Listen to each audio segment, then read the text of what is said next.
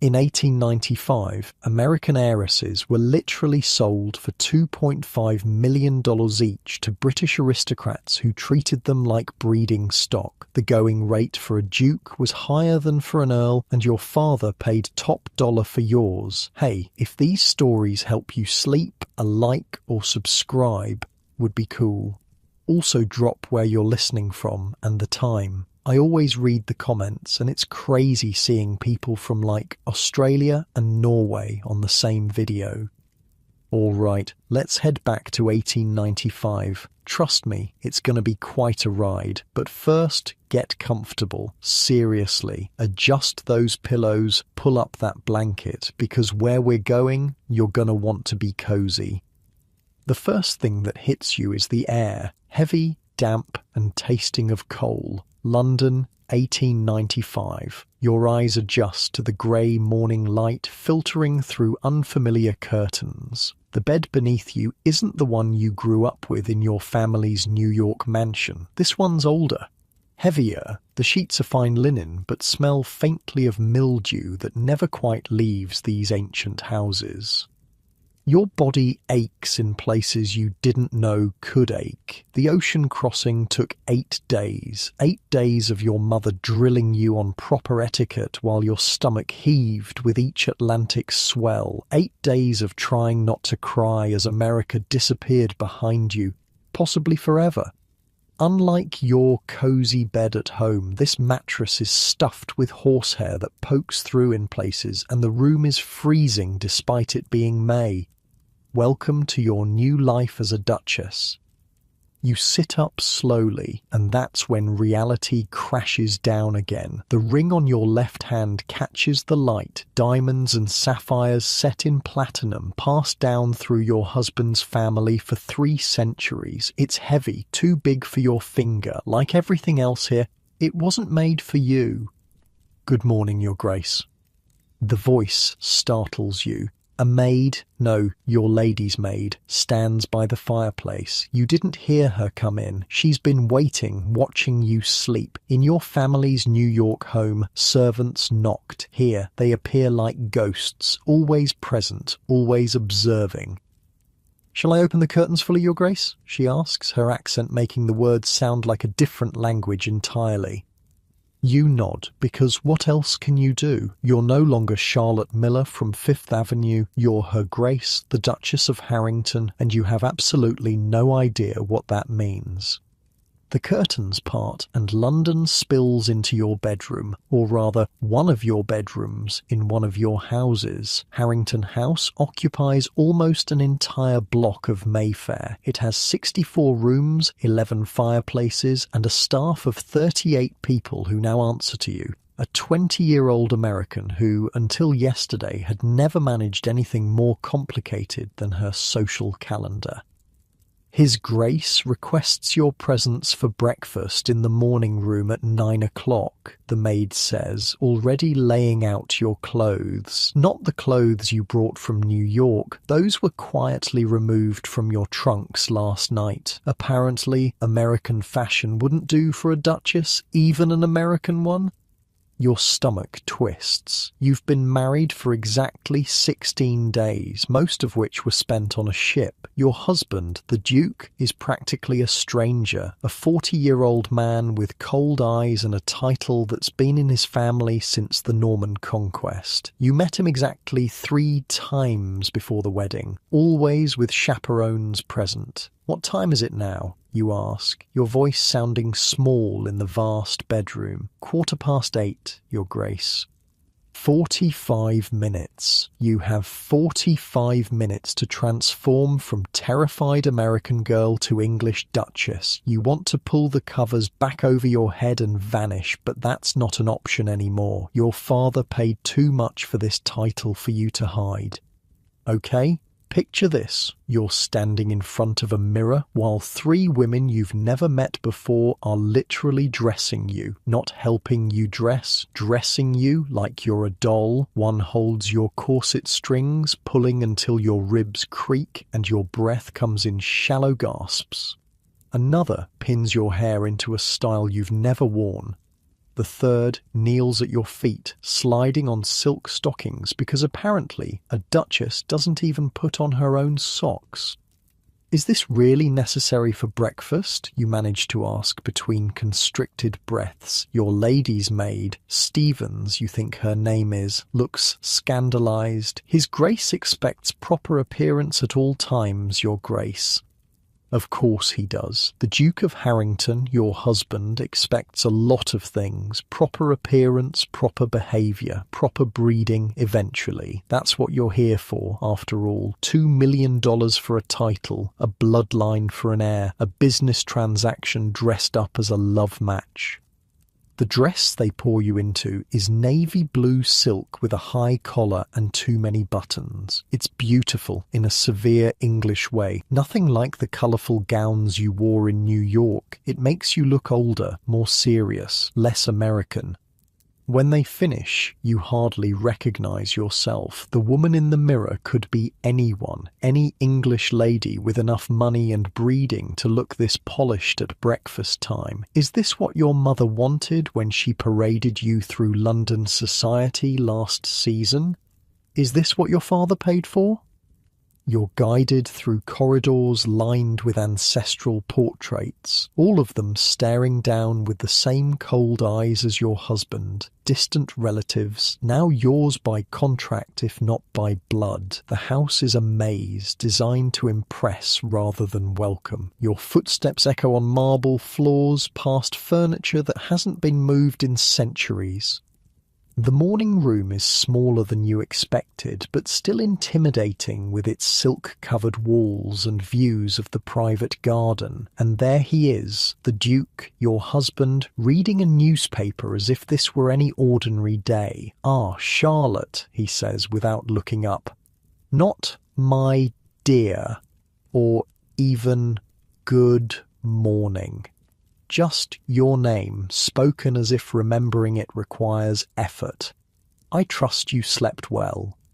"Yes, thank you," you lie. You slept terribly, crying silently into a pillow that smelled wrong in a bed that felt like a stranger's. "Good. We have much to discuss." He finally looks at you, his gaze assessing rather than affectionate. "You'll need to learn quickly. The season is upon us, and everyone will be watching the American Duchess." The way he says American makes it sound like a disease. You feel your cheeks flush with humiliation and anger. Your family's money was good enough to save his estate, but your heritage remains a shameful secret. "I've arranged for Lady Howick to call this afternoon. She'll begin your education." His mouth twitches in what might be amusement. "The Queen has expressed interest in meeting you at next week's garden party. We cannot have you embarrassing the family." The Queen, Queen Victoria, the actual Queen of England, wants to meet you, and all you can think is that you're going to trip over your dress and cause an international incident. A footman appears with breakfast. Eggs, kippers, toast, things that smell fishy and unfamiliar. Your stomach churns again. "You're very quiet, Charlotte," the Duke observes, finally setting aside his newspaper. You want to scream. You want to tell him that you've been ripped from everything familiar and comfortable, married to a stranger, and dropped into a world where you don't know the rules. You want to ask if he even sees you as a person or just as the solution to his financial problems. Instead, you say, "I'm still adjusting to the journey, Your Grace." "Edward," he corrects absently. "In private, you may call me Edward." It's the first almost kind thing he's said to you. You try to smile, but your face feels frozen. "Your lady's maid," he continues. "Is she suitable?" You have no idea what makes a lady's maid suitable. "She seems very efficient. She comes highly recommended. Served the Countess of Merrick before her passing." He takes a sip of tea. "If she doesn't suit, we can find another." The casual way he discusses replacing someone, as if servants are just another piece of furniture to be swapped out, makes you uncomfortable. Back home, your family's staff had been with you for years. You knew their names, their families. "I'm sure she'll be fine," you say, then immediately wonder if that sounded too American. Should a duchess care more about having the perfect lady's maid? "I'll be at my club until dinner," Edward announces, standing abruptly. "Lady Harwick will arrive at 2. Do try to pay attention to her instructions, Charlotte. The Harrington name has stood for 800 years. I won't have it tarnished now." And with that, he's gone, leaving you alone in a room too big and too quiet, wearing clothes too stiff, in a life too strange.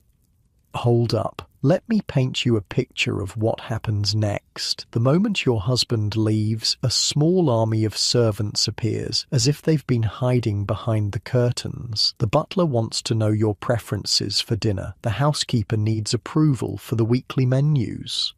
The social secretary, yes, you apparently have one of those now, has a stack of calling cards from curious aristocrats who want to inspect the American curiosity. I don't, you stammer, overwhelmed by questions you don't understand about people you've never met regarding customs you've never learned. The social secretary, Mrs. Finch, a thin woman with shrewd eyes, seems to take pity on you. "Perhaps, Your Grace, we might review these matters after your session with Lady Harwick?" You could kiss her. Yes, that would be preferable. The others withdraw with small bows and curtsies, leaving you with Mrs. Finch. "If I may be so bold, Your Grace," she says once the others have gone, "might I suggest a tour of the house? It would be beneficial for you to become familiar with your new home. Your new home. 64 rooms of guilt and history and judgment. But Mrs. Finch is right. You can't hide in the morning room forever." "Yes, thank you," you say, standing straighter, trying to channel your mother's confidence. "That would be most helpful." The next hour passes in a blur of rooms, each more intimidating than the last. The main drawing room, where you'll receive important visitors. The blue drawing room for more intimate gatherings. The formal dining room, which seats 40. The library, with books older than your entire country. The Duke's study, which you're informed you should never enter without invitation.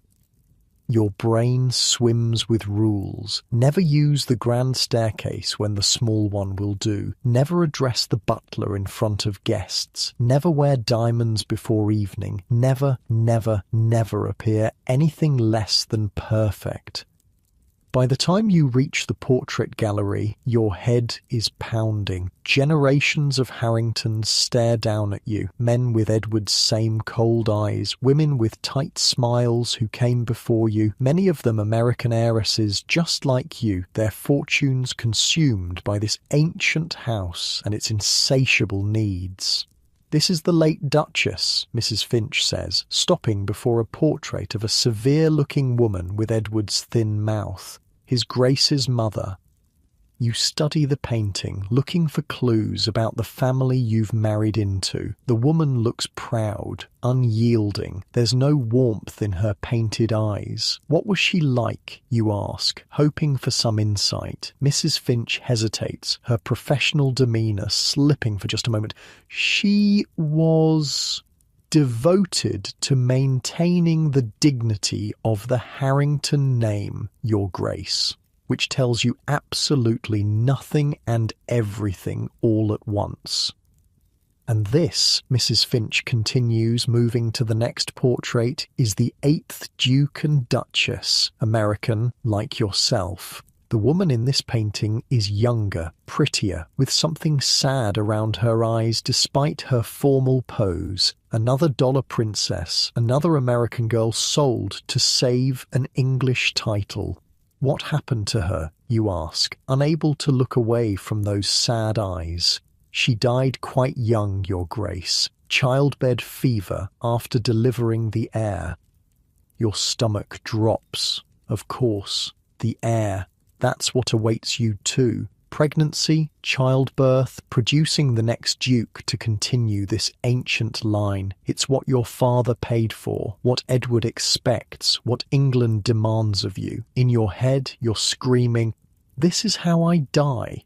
In this cold country, in this colder house, giving birth to a child who'll inherit everything, including their father's disdain for anything American." Mrs. Finch must notice your expression because her voice softens slightly. "Perhaps we should continue to the gardens, Your Grace. The fresh air might be beneficial." You nod, unable to speak, and follow her down more corridors, past more judging ancestors, through more rooms where you don't belong. The gardens, at least, are beautiful, formal English landscaping stretching toward a small lake. In the distance, you can see groundskeepers working, more staff you'll never really know. "The roses are particularly fine in June," Mrs. Finch says, watching you carefully. "The late Duke was most proud of them. You think of your family's garden in Newport, wild with summer flowers, the ocean breeze carrying salt and freedom. Here, even the flowers are constrained, growing in neat, predictable patterns." "Your Grace," Mrs. Finch says after a moment of silence, "if I might offer some advice?" You turn to her, desperate for any guidance. "Please." English society can be challenging for those not born to it, but you're not the first American to become a duchess, and you won't be the last. She straightens her already perfect posture. Observe carefully, speak little until you're certain, and remember that while they may judge your accent or your manners, your position is unassailable. You are the Duchess of Harrington now. It's the most honest thing anyone has said to you since you arrived. Not comforting, exactly, but real.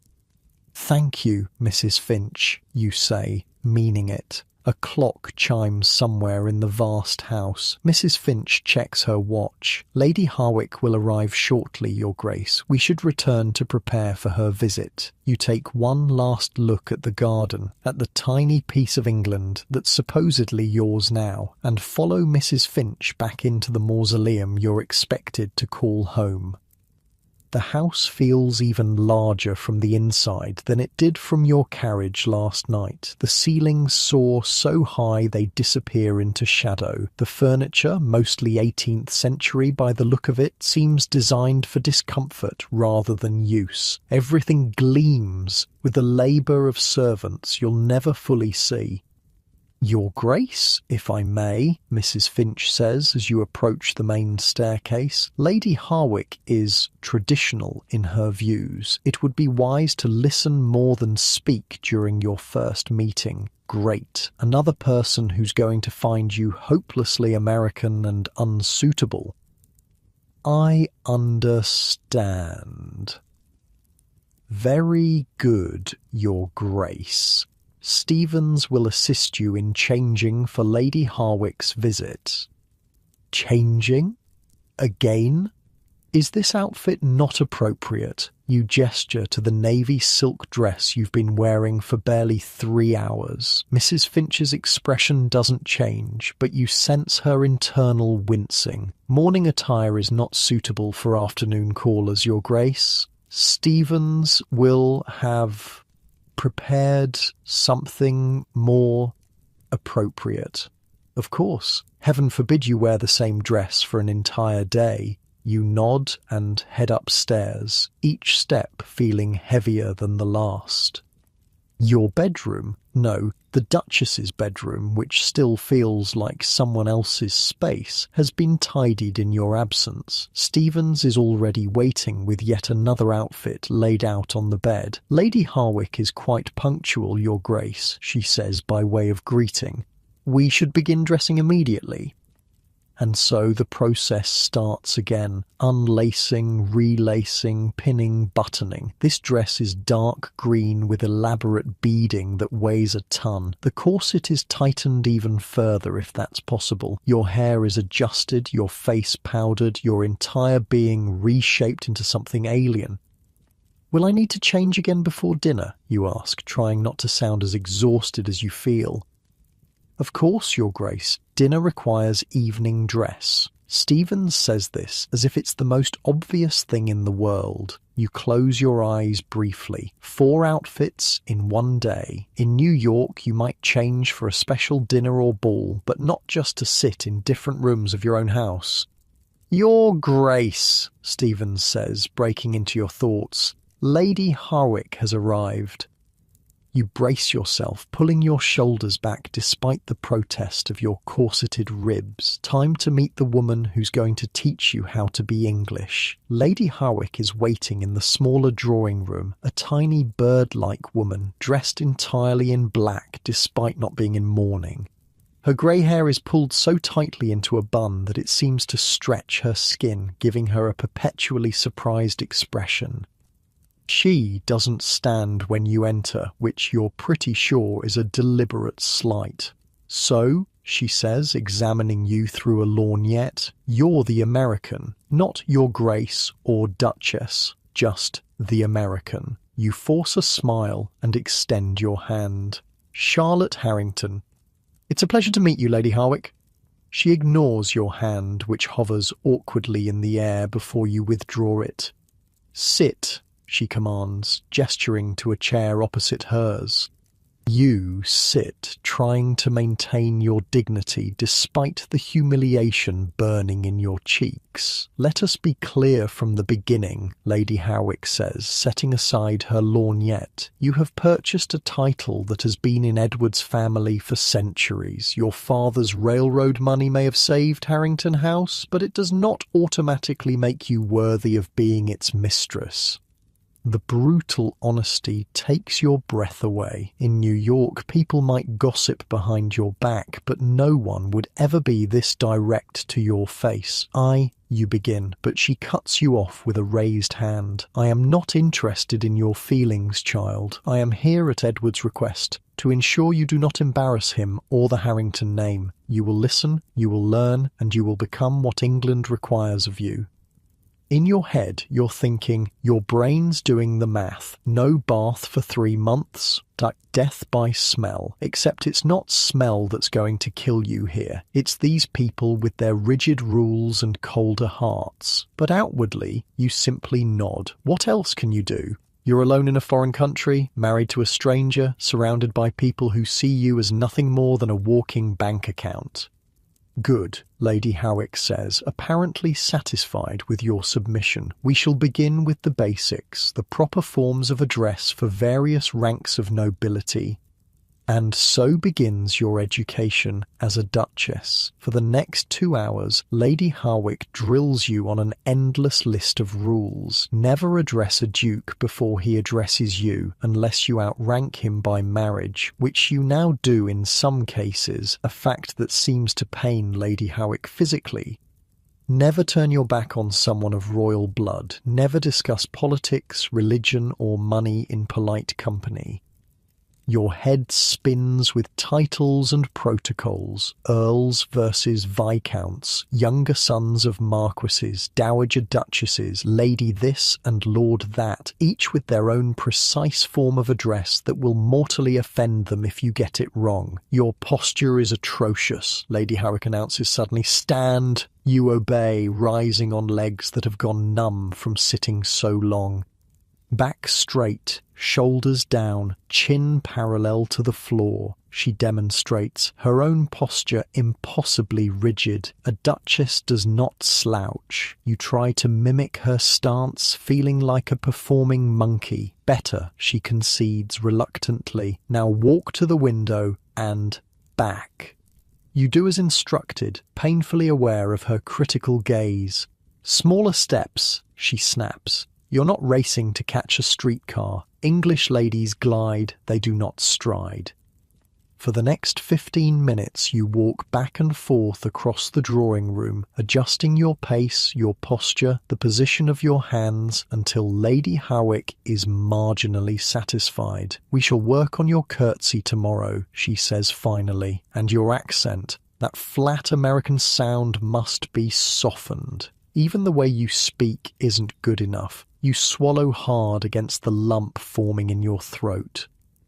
One last thing, Lady Harwick says, rising from her chair. The Queen. You are to be presented next week. Your stomach drops. So soon. Her Majesty is curious about Edward's American bride. Lady Harwick's tone makes it clear this isn't a compliment. You will curtsy deeply. We shall practice extensively and speak only when spoken to. Address her as Your Majesty first, then Ma'am thereafter. Keep your answers brief and defer to her in all things. Meeting Queen Victoria, the most powerful woman in the world. The thought makes you light-headed. Do not disgrace the Harrington name, Lady Harwick adds, gathering her things. Remember that when you appear before the Queen, you represent not only yourself, but centuries of English nobility. No pressure or anything. Lady Harwick departs with a promise, or perhaps a threat, to return tomorrow for another lesson. You remain in the drawing room after she leaves, too drained to move, too overwhelmed to think. This is your life now. Endless rules, constant judgment, a husband who sees you as a solution to his financial problems, and a society that sees you as an interloper. You're a duchess in name, but a prisoner in reality. A soft knock at the door interrupts your spiralling thoughts. Mrs. Finch enters, her face carefully neutral. Your Grace, His Grace has sent word that he will be dining at his club this evening. Would you prefer to dine in your rooms or in the small dining room? Alone. You'll be dining alone on your second night in England. Part of you is relieved not to face Edward and his cold scrutiny. Another part aches with loneliness so profound it's physical. My rooms, please, you say, not wanting to sit by yourself in that cavernous dining room. Very good, Your Grace. Mrs. Finch hesitates, then adds, Would you care to write to your family this evening? I could arrange for stationery to be brought to your sitting room.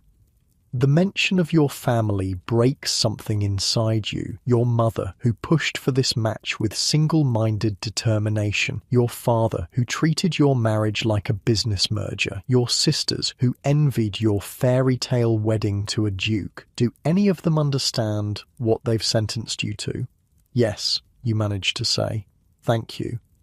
When Mrs. Finch leaves, you cross to the window, looking out at the London afternoon. Rain has started to fall, grey and relentless, mirroring your mood. Carriages roll past on the street below, carrying people with destinations and purposes. Meanwhile, you're trapped in this gilded cage, expected to transform yourself into someone unrecognisable. In this moment, standing alone in a stranger's house that's supposedly yours, wearing clothes that don't feel like yours, bearing a title that doesn't feel like yours, you make a silent promise to yourself. You will learn their rules, you will master their customs, you will become what they need you to be. But deep inside, in the place they can't reach, you'll remain Charlotte Miller from New York, and someday, somehow, you'll find a way to make this life your own. Unlike your warm bed back home, this room feels empty despite its opulence. The rain taps against the windows like distant Morse code, spelling out messages from a world that now seems impossibly far away. You place your hand against the cold glass, watching your breath fog the pain. The only proof that there's still something alive in this mausoleum of tradition. Tomorrow you'll begin again. Lady Harwick and her endless rules, a household waiting for your direction, a husband you barely know, a queen you're terrified to meet. But tonight, just for these quiet hours, you allow yourself to remember who you were before you became Her Grace, the Duchess of Harrington. Before your father sold you for a title and your mother measured your worth in aristocratic connections. You remember summer afternoons in Newport, salt air and freedom. You remember laughing without worrying who might be listening. You remember being Charlotte, just Charlotte. The girl you were seems like a stranger now, as distant as the New York skyline you watch disappear from the deck of the ocean liner, yet you carry her with you still, hidden beneath corsets and titles, waiting. Somewhere in this vast cold house, a clock chimes the hour. Another day in your new life has almost passed. One down, thousands to go. Morning comes too soon. You open your eyes to the same unfamiliar ceiling, the same heavy curtains, the same sinking feeling in your stomach. For one blissful moment, between sleep and wakefulness, you forget where you are. Then Stephen's voice cuts through the fog. "Good morning, Your Grace. Lady Harwick will arrive at 10 o'clock for your lessons." Day 2, as a duchess, begins exactly like day 1, being dressed by strangers, picking at unfamiliar food and preparing to be judged. The rain from yesterday has cleared, but the sky outside your window remains stubbornly grey, as if England itself refuses to welcome you. Edward, your husband, though the word still feels foreign in your mind, left a note rather than appearing in person. "Business in the city," it says. "Dinner tonight with Lord and Lady Wexford," it warns. "Be prepared." Be prepared, as if you have any idea what that means. Okay, imagine trying to curtsy in a dress that weighs more than a small child while balancing a book on your head and being stared at by a woman whose face seems permanently frozen in disapproval. That's your morning with Lady Harwick? "Again," she commands after your 5th attempt. "Lower, smoother. You're not collapsing, Your Grace. You're honouring." Your thighs burn with the effort. The heavy beaded dress you've been stuffed into makes balance nearly impossible. The book, some ancient volume of English poetry, wobbles dangerously on your head. "My lady," you begin, desperate for a break. "Lady Harwick," she corrects sharply, "not my lady. That form of address is for servants speaking to their employers." Another mistake. You've lost count of how many you've made this morning. "Lady Harwick," you try again. "Perhaps we might rest a moment." She sighs like you've suggested burning down Buckingham Palace. "The Queen will not rest a moment, Your Grace, nor will English society pause while you catch your breath." Again. And so you dip again into a curtsy that makes your knees protest and your spine strain against whalebone and lacing. "Your hands," Lady Harwick scolds. "Not clenched, relaxed, graceful." Lady Harwick's like, "Your curtsy is an insult to 800 years of English nobility," and you're thinking, your face is an insult to human evolution, but outwardly you just adjust your hands, trying to make them look relaxed while your entire body screams with tension. In your head, you're screaming, "I paid $2.5 million to be treated like this." Well, your father did, and right now you'd give another $1 million just to be back home in New York, lounging in the garden with a novel instead of performing like a trained seal for this withered aristocrat. "Better," Lady Harwick concedes finally, though her tone suggests better is still miles from acceptable. "Now, let us review the dinner service. How many pieces of silverware should be at each place setting for a formal dinner?" You hesitate, mentally counting the ridiculous array of specialized utensils you were introduced to yesterday. 16, 22, she corrects with obvious disappointment. "Each with its specific purpose and order of use. We shall practice at luncheon." The thought of eating under her critical gaze makes your appetite vanish, but you nod obediently. This is your life now. Endless lessons in things no rational person would consider important. "After luncheon we shall discuss household management," Lady Harwick continues, consulting a small notebook. "As Duchess, you are responsible for overseeing a staff of nearly 40 at Harrington House alone, not counting the country estate. You must learn their duties, their hierarchies, and how to properly direct them without seeming to give direct orders." Heaven forbid a duchess actually tell someone what to do in clear language. Everything here is wrapped in layers of suggestion and implication. You're beginning to understand why the English aristocracy is dying out. They're too exhausted from following their own rules to reproduce. "Is something amusing, Your Grace?" Lady Howick asks sharply. You realize you've been smiling at your own thoughts. No, Lady Howick, I'm simply eager to learn. She doesn't believe you. Her pinched expression makes that clear, but she continues. This afternoon, the dressmaker will arrive for your fitting. The garden party at Buckingham Palace is only 5 days away, and your current wardrobe is entirely unsuitable. The garden party, meeting the Queen. Your stomach twists with anxiety. What will be expected of me?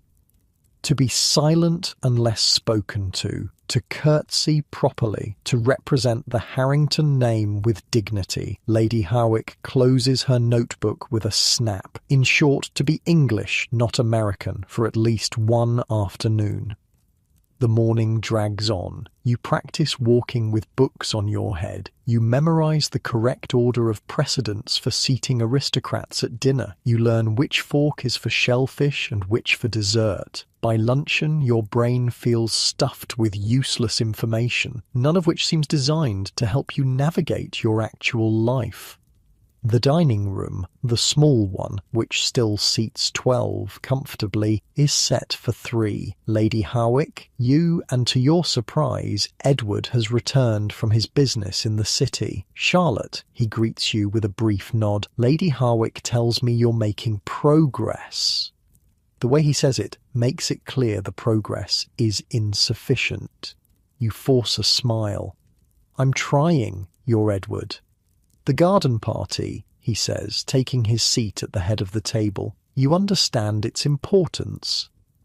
Yes, you answer, though you're not entirely sure you do. Is it just about meeting the Queen, or is there more at stake? The Harringtons have served the crown for centuries, Edward explains, apparently reading your confusion. Royal favour is essential to our position. The Queen has expressed specific interest in meeting you. It is unusual, Lady Howick sniffs. Her Majesty has always had a curiosity about Americans, ever since that Churchill woman married Lord Randolph.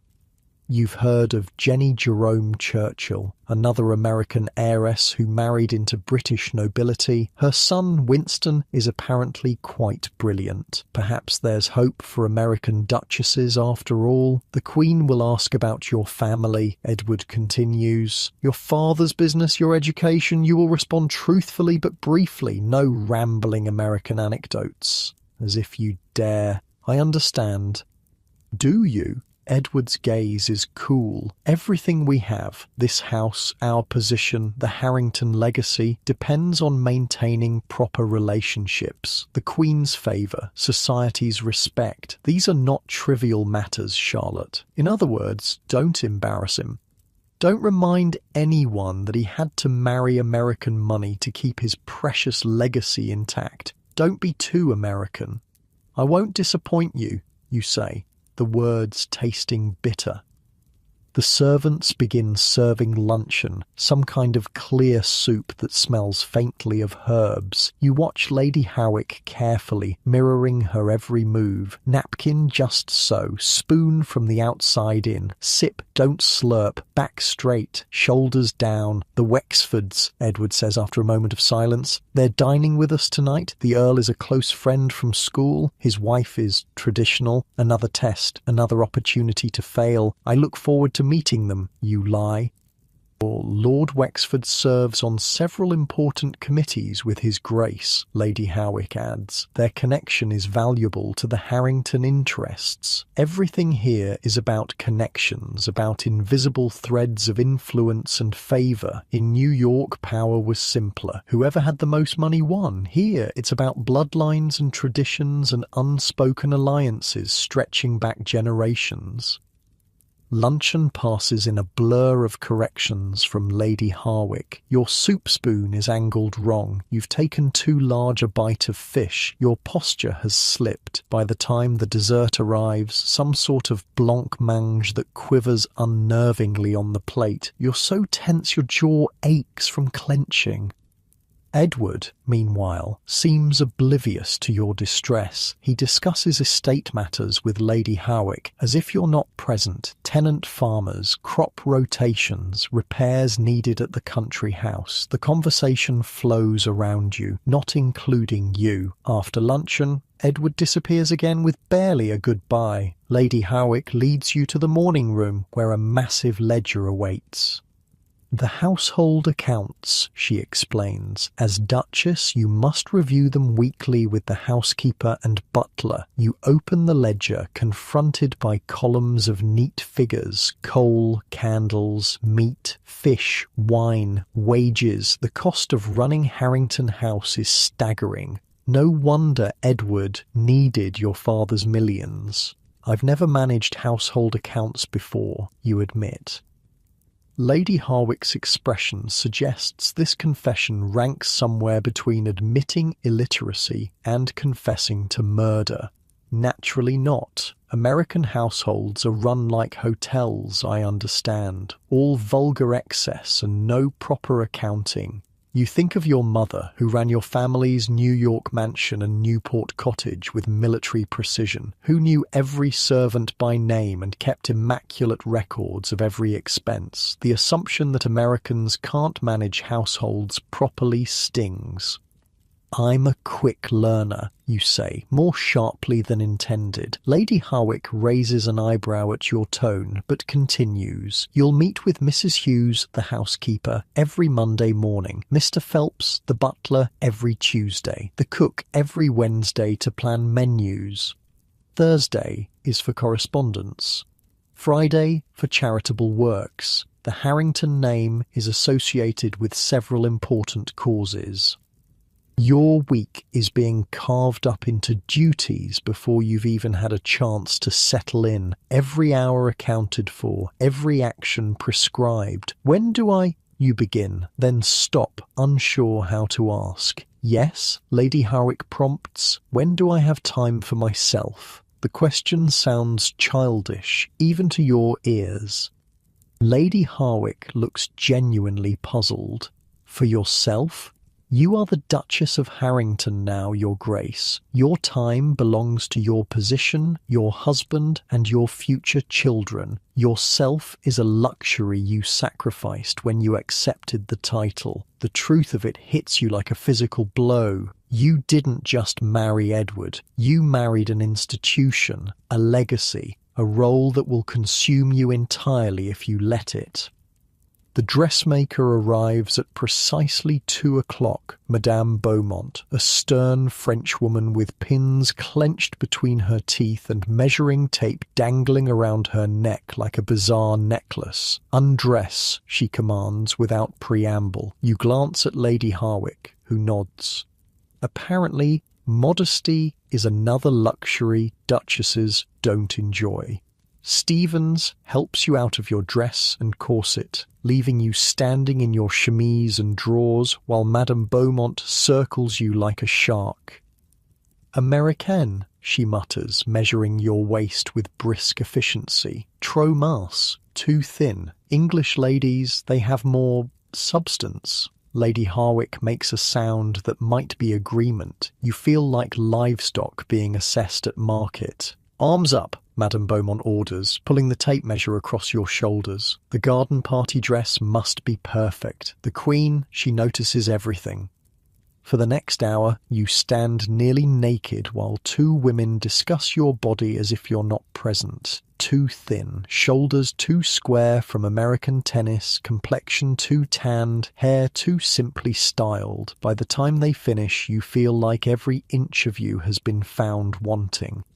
Madame Beaumont eventually produces sketches for your approval, though approval seems a formality, as Lady Harwick immediately selects the most conservative design. The garden party dress will be cream silk with delicate embroidery, modest, elegant, thoroughly English. And of course new undergarments, Madame Beaumont adds, making notes. The American corsetry is all wrong. Too much room for breathing. Heaven forbid you be able to breathe properly while meeting the Queen. By 4 o'clock, Lady Harwick finally departs, leaving you with a stack of books on English history, aristocratic genealogy, and proper deportment. Your homework, essentially. The door has barely closed behind her when you collapse onto the nearest sofa, physically and mentally exhausted.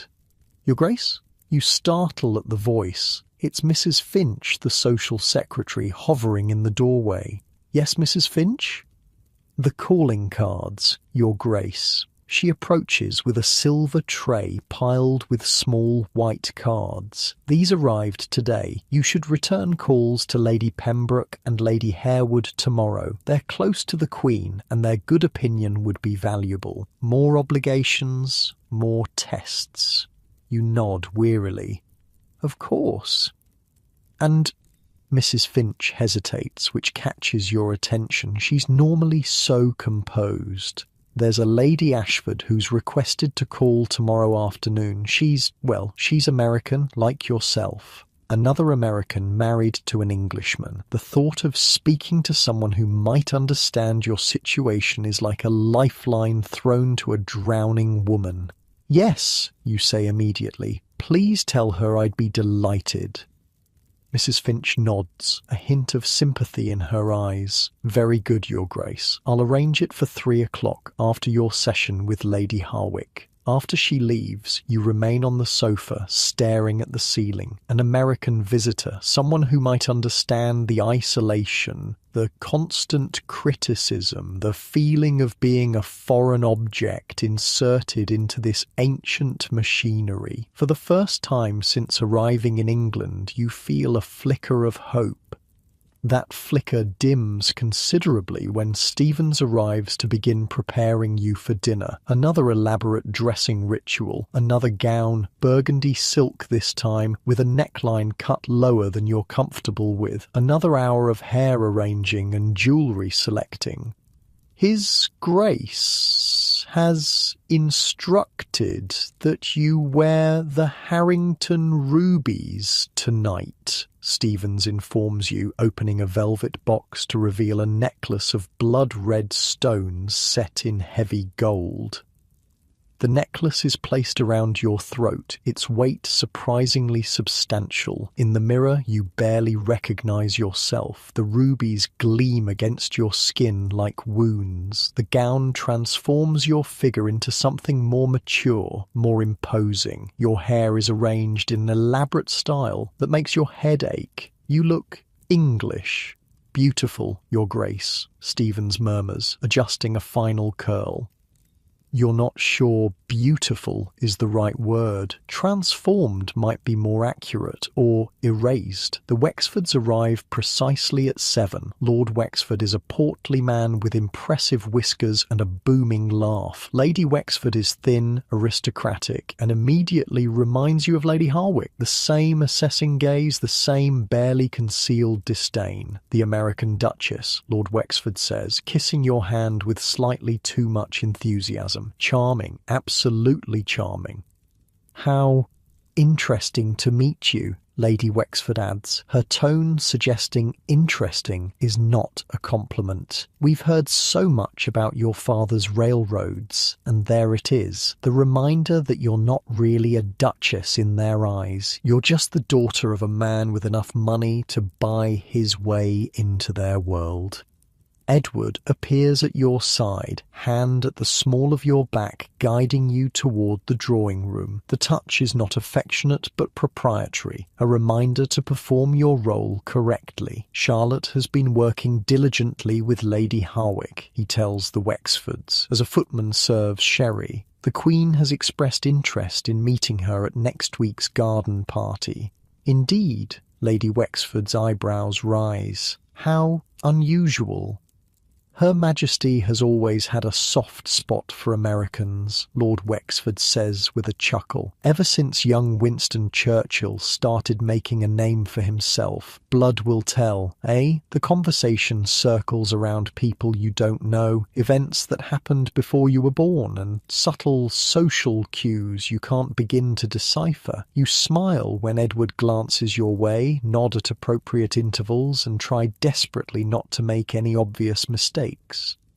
Dinner is announced and Edward leads Lady Wexford in, while Lord Wexford offers you his arm. The dining room, the formal one this time, gleams with silver and crystal. Candles flicker in heavy silver candelabras. Footmen stand at attention around the perimeter, watching, waiting, judging.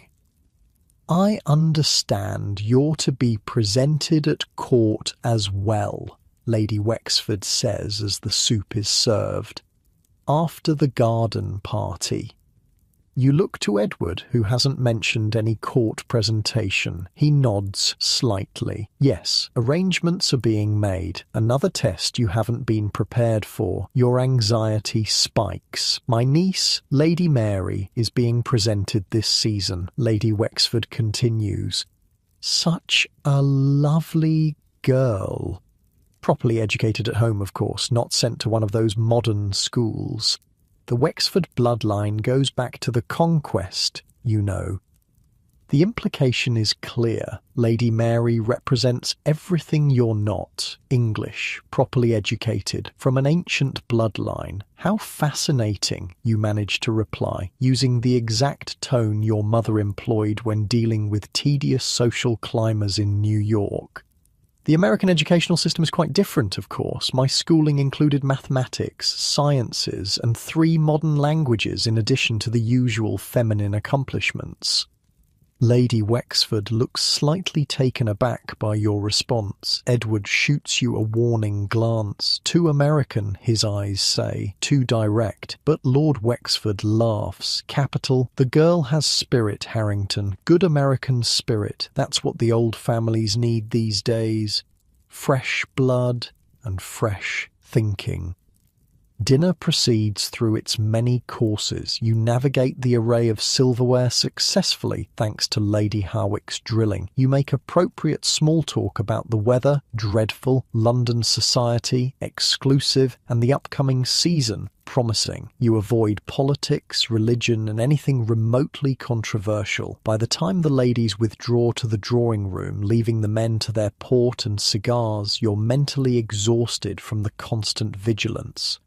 You've done well with her, Edward, you overhear Lord Wexford say as you exit. Still American, of course, but not entirely hopeless. In the drawing room, Lady Wexford sips her coffee and studies you openly. Tell me, Duchess, how are you finding English society?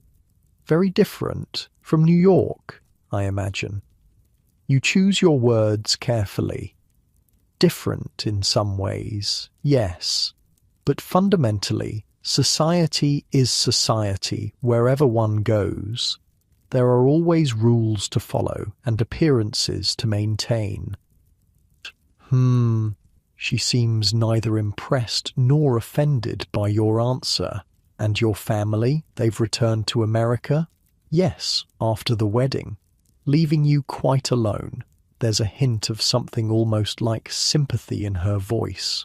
It's never easy being a foreign bride in England, even for Americans. You look at her more closely, wondering if there's actual human feeling beneath the aristocratic facade. No, it's not easy.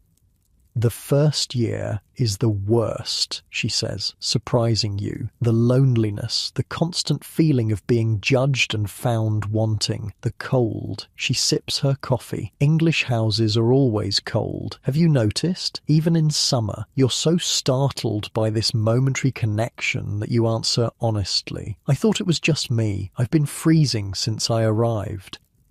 Extra blankets, she advises, and a hot water bottle. The servants won't think to provide them unless you specifically ask. They assume we're all made of sterner stuff. For a brief moment, she's not Lady Wexford, intimidating aristocrat. She's just a woman offering practical advice to another woman.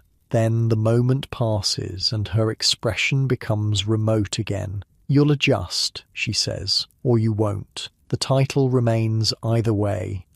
When the men rejoin you, the conversation turns to hunting, Edward's passion, politics, carefully general, and London gossip, people you don't know doing things you don't understand. You smile until your face hurts, laugh at jokes that aren't funny, and count the minutes until the evening ends.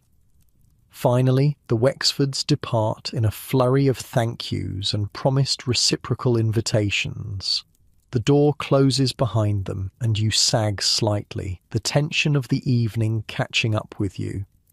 Not entirely disastrous, Edward observes, which you suppose is his version of a compliment. Though you were rather forward with Lady Wexford about your education, she was rather forward about my inadequacies, you counter before you can stop yourself. To your surprise, Edward's mouth twitches in what might almost be amusement.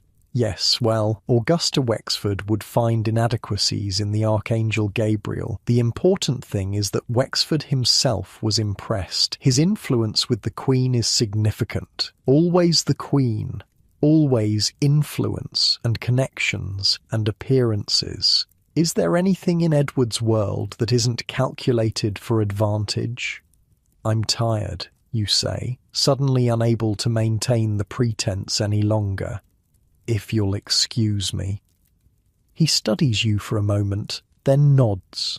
Of course, tomorrow will be another busy day, another day of lessons and judgments and reminders that you're not what they wanted, just what they needed to pay their debts. You climb the grand staircase slowly, feeling the weight of the Harrington rubies around your neck, the weight of the Harrington name on your shoulders. In your bedroom, Stevens helps you undress in silence. The rubies are returned to their velvet box, the elaborate gown is whisked away, your hair is unpinned, brushed and braided for sleep. You're prepared for bed as meticulously as you were prepared for dinner. Every step a ritual, every movement choreographed. When Stevens finally leaves, you stand at the window looking out at the London night. Somewhere out there, in one of those houses with gleaming windows, is Lady Ashford, the American who's coming to call tomorrow, someone who might understand, someone who might offer guidance through this maze of rules and expectations. You crawl into the massive bed, pulling the two thin blankets around you, thinking of Lady Wexford's advice about hot water bottles. It's a small thing, but it feels like the first practical help you've received since arriving. Tomorrow will bring Lady Harwick and her endless lessons. It will bring new challenges, new opportunities to fail, but it will also bring Lady Ashford, and with her perhaps a small slice of home. You close your eyes, exhausted but slightly less despairing than the night before, one small step at a time, one rule mastered, one dinner survived, one connection made. You're still Charlotte Miller from New York, even if you're hidden beneath layers of silk and title and expectation. And tomorrow you'll meet another woman who's walking the same tightrope between worlds. Sleep comes more easily tonight, despite the unfamiliar bed and the cold that seeps through the walls of this ancient house. You dream of hot water bottles and American voices and Queen Victoria asking you about railroad stocks while you balance books on your head and curtsy until your knees give out. By your third day in London, you've established a routine of sorts. Wake up cold, get dressed by Stevens while pretending to be fully awake, eat a breakfast you don't really want, endure Lady Harwick's lessons until your brain feels like it's been stuffed with cotton wool. The monotony is almost comforting until you remember that today Lady Ashford is coming. An American. Another woman who crossed an ocean for a title. Someone who might actually understand. Lady Harwick notices your distraction during the morning's lesson on the correct way to address the younger sons of dukes versus the younger sons of earls. "Your Grace," she says sharply, "am I boring you?" "No, Lady Harwick," you answer automatically. "I'm simply processing the information." She sniffs. Processing. How very American. In England, we simply learn. You bite back a response about how in America, education involves understanding rather than rote memorization. Lady Ashford is coming at 3. You just need to survive until then. The morning crawls by. You practice your curtsy until your thighs burn. You memorize the names and titles of every person you might conceivably meet at the Queen's garden party. You learn which flowers are appropriate for which occasions. No lilies at weddings, no chrysanthemums in mixed company, never ever tulips. Lady Ashford, Lady Howick says during luncheon, her tone making the name sound like a disease. She's calling this afternoon? Yes, you reply, trying to keep your voice neutral. Mrs. Finch arranged it. Lady Howick butters a piece of bread with surgical precision. Catherine Ashford, another American, married Lord Ashford 5 years ago, a Boston girl, I believe. The way she says Boston girl suggests it ranks somewhere below scullery maid in her estimation. Is there something wrong with Lady Ashford? You ask, unable to hide your concern. If Lady Howick disapproves, does that mean Edward will forbid the visit? Wrong? No. Lady Howick takes a small, deliberate bite of bread. She's simply modern in her views. Lord Ashford indulges her rather more than is traditional. Modern sounds promising. Indulged sounds even better. I'll be sure to maintain proper decorum during her visit. You promise. Lady Howick gives you a look that suggests she doesn't believe you for a second. See that you do. The Howick name has stood for 800 years. You finish mentally along with her. By the time 3 o'clock approaches, you're practically vibrating with anticipation. Stevens has dressed you in a reception gown of pale blue silk, understated by American standards, but still formal enough to receive a Viscountess. You wait in the smaller drawing room, perched on the edge of a chair that's been in the Harrington family since before your country existed. The clock on the mantel ticks loudly in the silence. Lady Ashford, Phelps announces from the doorway, and your heart leaps. She sweeps in like a breath of fresh air. Tall, auburn-haired, dressed in a gown that's just a touch more fashionable than English propriety dictates. Her smile is genuine, her eyes sharp and intelligent. "Your Grace," she says with a perfect curtsy. "Thank you for receiving me." You rise, remembering at the last second that you're supposed to extend your hand for her to take, not shake hers American style. "Lady Ashford, I'm delighted you could come." The formalities observed, she glances at Phelps, still hovering in the doorway. "Tea, I think? And perhaps some privacy?" Phelps looks momentarily startled. English visitors would never dismiss the butler so directly, but recovers quickly. "Of course, my lady, right away." When the door closes, Lady Ashford's posture changes subtly. The aristocratic bearing softens, and suddenly she's just a woman in her early 30s with laugh lines around her eyes and a conspiratorial smile. "Well," she says, her Boston accent slipping through, "another American in the lion's den. How are you holding up, Duchess?" The direct question, the familiar accent, the simple human concern, it all hits you at once, and to your horror, your eyes fill with tears. "That bad, huh?" Lady Ashford sits beside you, patting your hand. "I cried every day for the first month, sometimes twice. My lady's maid thought I had some kind of medical condition." You laugh through your tears. "Mine probably thinks the same. I'm sorry, I don't usually fall apart in front of strangers." "Of course not. You're American. We're practical people." She hands you a handkerchief from her reticule. "But you're not with a stranger. You're with a fellow survivor of the Anglo-American marriage treaty." Survivor, not victim. The word choice gives you hope. "How did you begin, then stop, unsure how to phrase the question." Survive? Lady Ashford finishes for you, one day at a time, with help, with friendship, and with the understanding that for all their history and tradition, the English aristocracy needs us far more than we need them. The tea arrives, giving you a moment to compose yourself. When the servants withdraw, Lady Ashford leans forward. "Tell me everything," she says. "The good, the bad, and especially the parts where you wanted to strangle someone with their own cravat.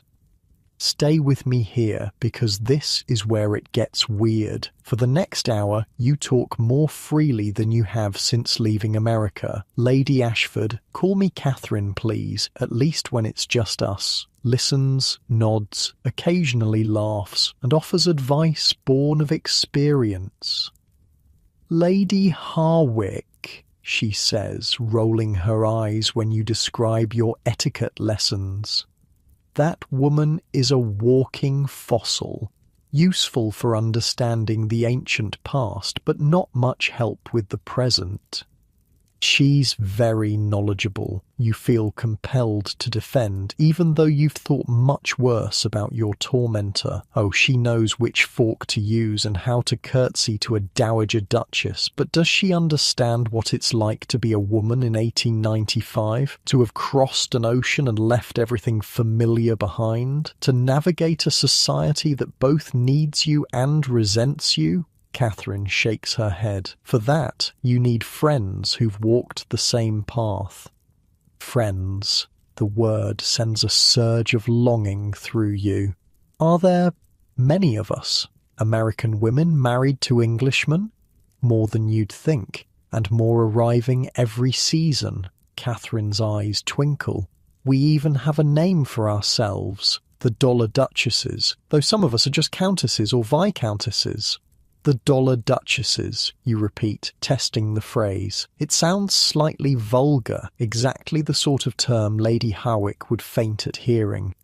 "We help each other," Catherine continues. "Advice, support, warnings about which aristocrats to avoid at parties." She leans closer. "And we meet regularly, discreetly." "You meet?" This sounds dangerously close to conspiracy. "Wouldn't our husbands object?"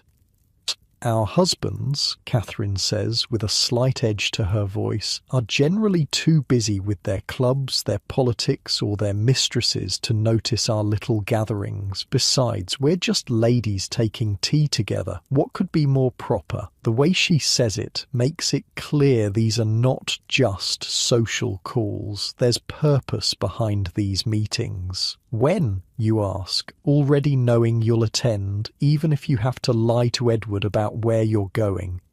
"Friday, 4 o'clock, Lady Winchester's house on Park Lane." Catherine writes the address on a calling card and slips it to you. "She's one of us. Married the Earl of Winchester 3 years ago, brought enough Chicago meatpacking money to restore their country estate and pay off generations of gambling debts."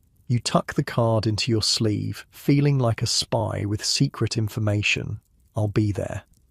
Good. Catherine's expression grows more serious. Until then, a word of advice about the garden party. The Queen is not what you might expect. She's sharper than people realise, and she has a soft spot for Americans, despite what the old guard might tell you.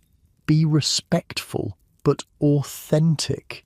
She's seen enough simpering debutantes to last several lifetimes. The clock chimes 4, startling you both. Catherine rises with a sigh. "I should go. Aristocratic visiting hours are so tediously rigid, but I'm glad we had this chance to talk, Charlotte. The use of your first name, so natural and friendly, brings tears to your eyes again." "Thank you. For everything." She squeezes your hand. "Welcome to the sisterhood, Duchess. Remember, Friday at 4. After Catherine leaves, you sit alone in the drawing room, her calling card hidden in your sleeve, her words echoing in your mind. The Dollar Duchesses, a sisterhood. For the first time since arriving in England, you feel something like hope. The feeling lasts until dinner, when Edward casually mentions that you'll be attending Lady Dunmore's musical evening tomorrow. I thought the garden party wasn't until next week, you say, fork pausing halfway to your mouth. The garden party is next week, Edward confirms. Lady Dunmore's event is a rehearsal of sorts. Your first public appearance as Duchess of Harrington. Your first public appearance, your first opportunity to embarrass yourself, embarrass Edward, and disgrace the Harrington name that has stood for 800 years. How many people will be there, you ask, trying to keep your voice steady. 50 or 60. Intimate by London standards. Edward takes a sip of wine. The cream of society, several close to the Queen. So not just any 50 or 60 people, the most important, most judgmental, most aristocratic people in London, watching you, evaluating you, waiting for the American Duchess to make a mistake. I see, you manage to say. Edward studies you across the table. Lady Harwick assures me you're adequately prepared. Adequately prepared, like a dish that's been cooked just long enough to avoid food poisoning. Your appetite vanishes. I'll do my best not to embarrass you, you say, unable to keep a hint of bitterness from your voice. It's not about embarrassment, Charlotte. Edward's tone is almost gentle. It's about integration. You're a Harrington now. These people, their opinion matters to our position, our future. Our position, our future, not yours and mine, the Harrington legacy. I understand, you say, because what else can you say? That night you lie awake for hours, staring at the ceiling, Catherine's words competing with Lady Harwick's in your mind. Be authentic, but be proper. Be American, but not too American. Make connections, but follow the rules. Tomorrow London society will get its first look at the American Duchess of Harrington, and you have no idea if they'll see a triumph or a disaster. I bet you're wondering how this little party went. Let me paint you a picture. Lady Dunmore's music room is a marvel of aristocratic excess. Gilt-edged mirrors, silk-covered walls, and a Steinway grand piano that probably cost more than most people's houses. The room buzzes with a low murmur of upper-class English voices, the women in evening dress, the men in impeccable black and white. You stand just inside the doorway, Edward at your side, feeling like a butterfly pinned to a board. Every eye in the room turns to assess you, the American interloper who's married into one of England's oldest families. Courage, Edward murmurs, so quietly only you can hear. It's the closest thing to support he's offered since your arrival. The next 2 hours blur into a parade of introductions, curtsies, and carefully modulated small talk. You navigate the social minefield with Lady Harwick's lessons ringing in your ears. Don't speak until spoken to. Don't sit before a higher-ranking lady sits. Don't discuss politics, religion, or anything remotely controversial. The Duchess of Marlborough, a fellow American, Consuelo Vanderbilt, gives you a sympathetic glance across the room, but doesn't approach. She's surrounded by her own circle of aristocratic admirers, playing her role to perfection. The American Duchess, a voice says behind you, the tone making it clear this is not a compliment. How exotic. You turn to find yourself face to face with Lady Dunmore herself, a formidable woman in her 50s with the kind of practiced smile that never reaches her eyes. Lady Dunmore, you say, executing a perfect curtsy. Thank you for including me in your lovely event. How could I not? Everyone is simply dying to meet the woman who captured Harrington. Her gaze travels over you, assessing, judging. Though I must say, you're not what I expected. Oh, you keep your smile fixed in place. And what did you expect, Lady Dunmore? The blunt question catches her off guard. Catherine's advice, be authentic, gives you courage. Well, Lady Dunmore recovers quickly. One hears such things about American women. So forward. So modern. The way she says modern makes it sound like a contagious disease. I hope I won't disappoint you too greatly, you reply with just a hint of irony. A young man nearby smothers a laugh. Lady Dunmore's eyes narrow slightly before she moves on to her next victim. Careful, the young man says, stepping closer. Lady Dunmore has a long memory and a sharp tongue. He's perhaps 30, handsome in an English way, fair hair, blue eyes, the kind of aristocratic features that come from centuries of selective breeding. Lord James Winters, he introduces himself with a slight bow. No title of my own, I'm afraid. Just a younger son with more manners than prospects. There's something refreshingly unpretentious about him, a twinkle in his eye that suggests he doesn't take the pageantry of aristocratic life too seriously. Charlotte Harrington, you reply. Then remember your new status. I mean, the Duchess of Harrington. Still getting used to the title? His smile is understanding rather than mocking. Must be a rather dramatic change, New York to London. You've been to New York? Hope flares at the thought of someone who might understand the world you've left behind. Several times. My brother, the Earl, with all the land and none of the sense, sent me to investigate American investments. He lowers his voice conspiratorially. I rather think he hoped I'd return with an heiress of my own. Alas, I came back with only business contracts and a taste for proper cocktails. You laugh, the sound surprising you after days of careful restraint. New York does make excellent cocktails.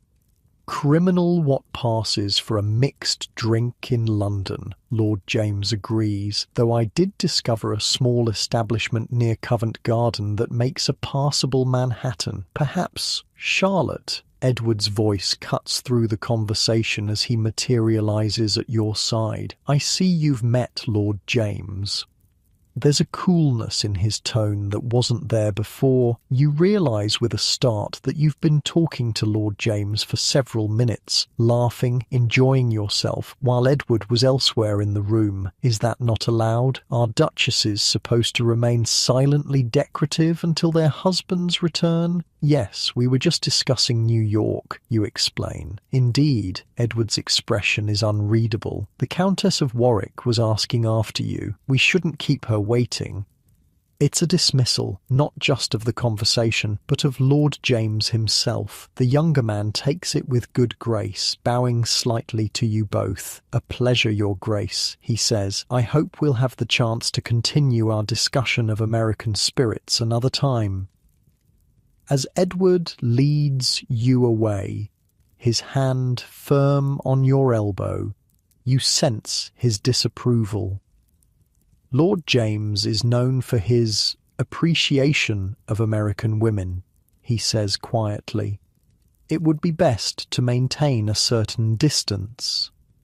The implication is clear. Lord James is a flirt, possibly worse, and not an appropriate companion for the Duchess of Harrington. The warning stings. You weren't flirting, just having a normal conversation with someone who didn't treat you like an exotic specimen or a walking bank account. The Countess of Warwick turns out to be yet another aristocratic matron with perfect posture and a sceptical gaze. The conversation is stilted, formal, filled with references to people and events you don't know. You smile until your face hurts, laugh at jokes that aren't funny, and try desperately to remember every lesson Lady Harwick drilled into you. When the musical portion of the evening begins, a soprano performing Italian arias, you're seated between Edward and an elderly duke who falls asleep halfway through the first song. The music washes over you, beautiful but distant, like everything else in this new life. Your gaze drifts around the room, taking in the elaborate gowns, the perfectly coiffed hair, the fortunes in jewels adorning throats and wrists and ears. These people are your peers now, supposedly, but you've never felt more like an outsider. Across the room, Lord James catches your eye and gives you a small, sympathetic smile. You quickly look away, remembering Edward's warning, but the brief moment of connection lingers, a reminder that not everyone in London society views you as an intruder or a curiosity. The soprano finishes to polite applause. Tea and small cakes are served. More introductions, more carefully regulated conversation. You perform your role flawlessly, or at least without obvious mistakes. Edward seems satisfied, if not pleased. By the time your carriage arrives to take you home, exhaustion has settled into your bones. The constant vigilance, the careful self-monitoring, the weight of the Harrington expectations, it's all so much heavier than you imagined. "You did well," Edward says as the carriage pulls away from Lady Dunmore's house. "It's the closest thing to a compliment he's given you." "Thank you," you reply, too tired to feel much pride in the achievement. "Did I integrate successfully?" He glances at you, perhaps catching the hint of irony in your voice. "The Countess of Warwick found you charming. Lady Pembroke has invited us to dinner next week. Lady Dunmore was less enthused, but her opinion carries less weight than it once did." A successful debut, then, by the cold calculus of aristocratic approval. You should feel triumphant. Instead, you just feel tired. "And Lord James?" you ask before you can stop yourself. "Was my conversation with him a social failure?" Edward's jaw tightens slightly. "James Winters is charming and well-connected, but he has a reputation, a certain recklessness with women, particularly American women." "I see." You look out the carriage window at the darkened London streets. "I wasn't flirting with him, if that's what you're concerned about." "I'm concerned about appearances, Charlotte." Edward's voice is cool. "A young, beautiful duchess will attract attention. Some of it welcome, some not. It's important to be discerning." Beautiful. He called you beautiful. It's the first time he's commented on your appearance at all, and it catches you off guard. You look at him, really look at him in the dim light of the carriage. He's handsome in a stern English way. Strong jaw, straight nose, eyes that could be warm if they ever softened. "I'll be more careful," you promise, unsure if you mean it. When you arrive home, Stevens is waiting to help you undress, to remove the diamonds from your hair, to transform you from duchess back to woman. The ritual is becoming familiar, if not comfortable.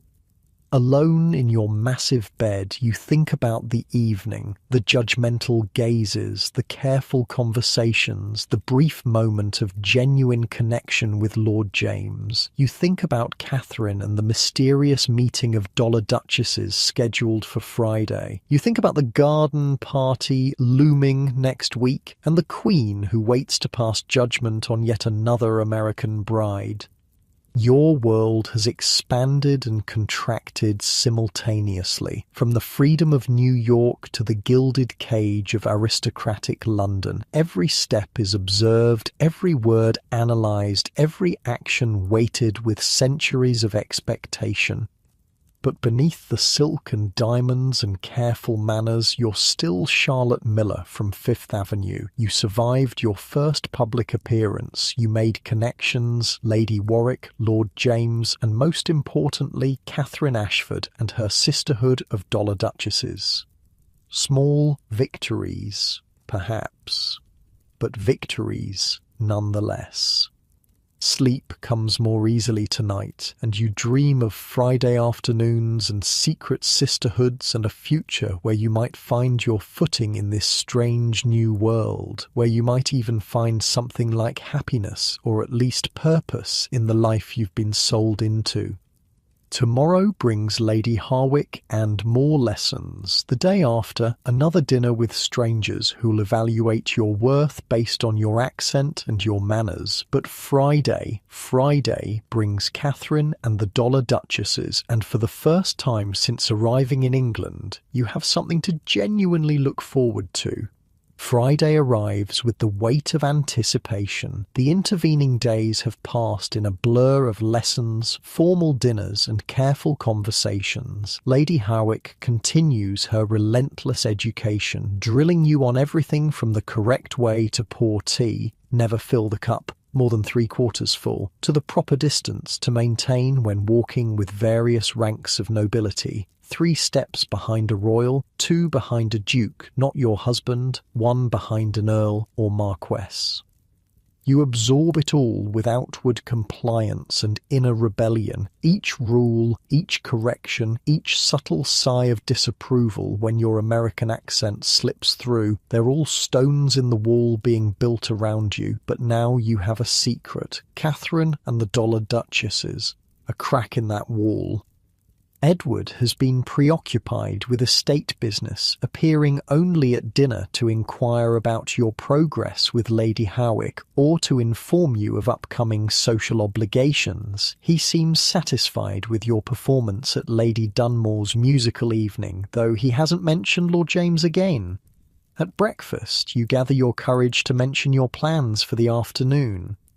I've received an invitation to take tea with Lady Winchester, you say, keeping your voice casual. On Park Lane, I thought I might accept. Edward glances up from his newspaper. Winchester, Chicago money, if I recall correctly. Yes, her husband is the Earl.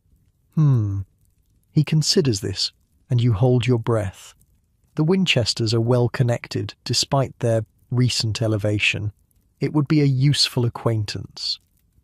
Recent elevation, as if a title that's only been in the family for 300 years instead of 800 is practically nouveau riche. Then I have your permission to go? You hate having to ask, hate the way marriage has reduced you to seeking approval for a simple social call. Of course, take the carriage, be back by 6. We're dining with the Pembrokes tonight. Another dinner? Another performance, but you're too focused on the afternoon's secret meeting to worry about that now. Thank you.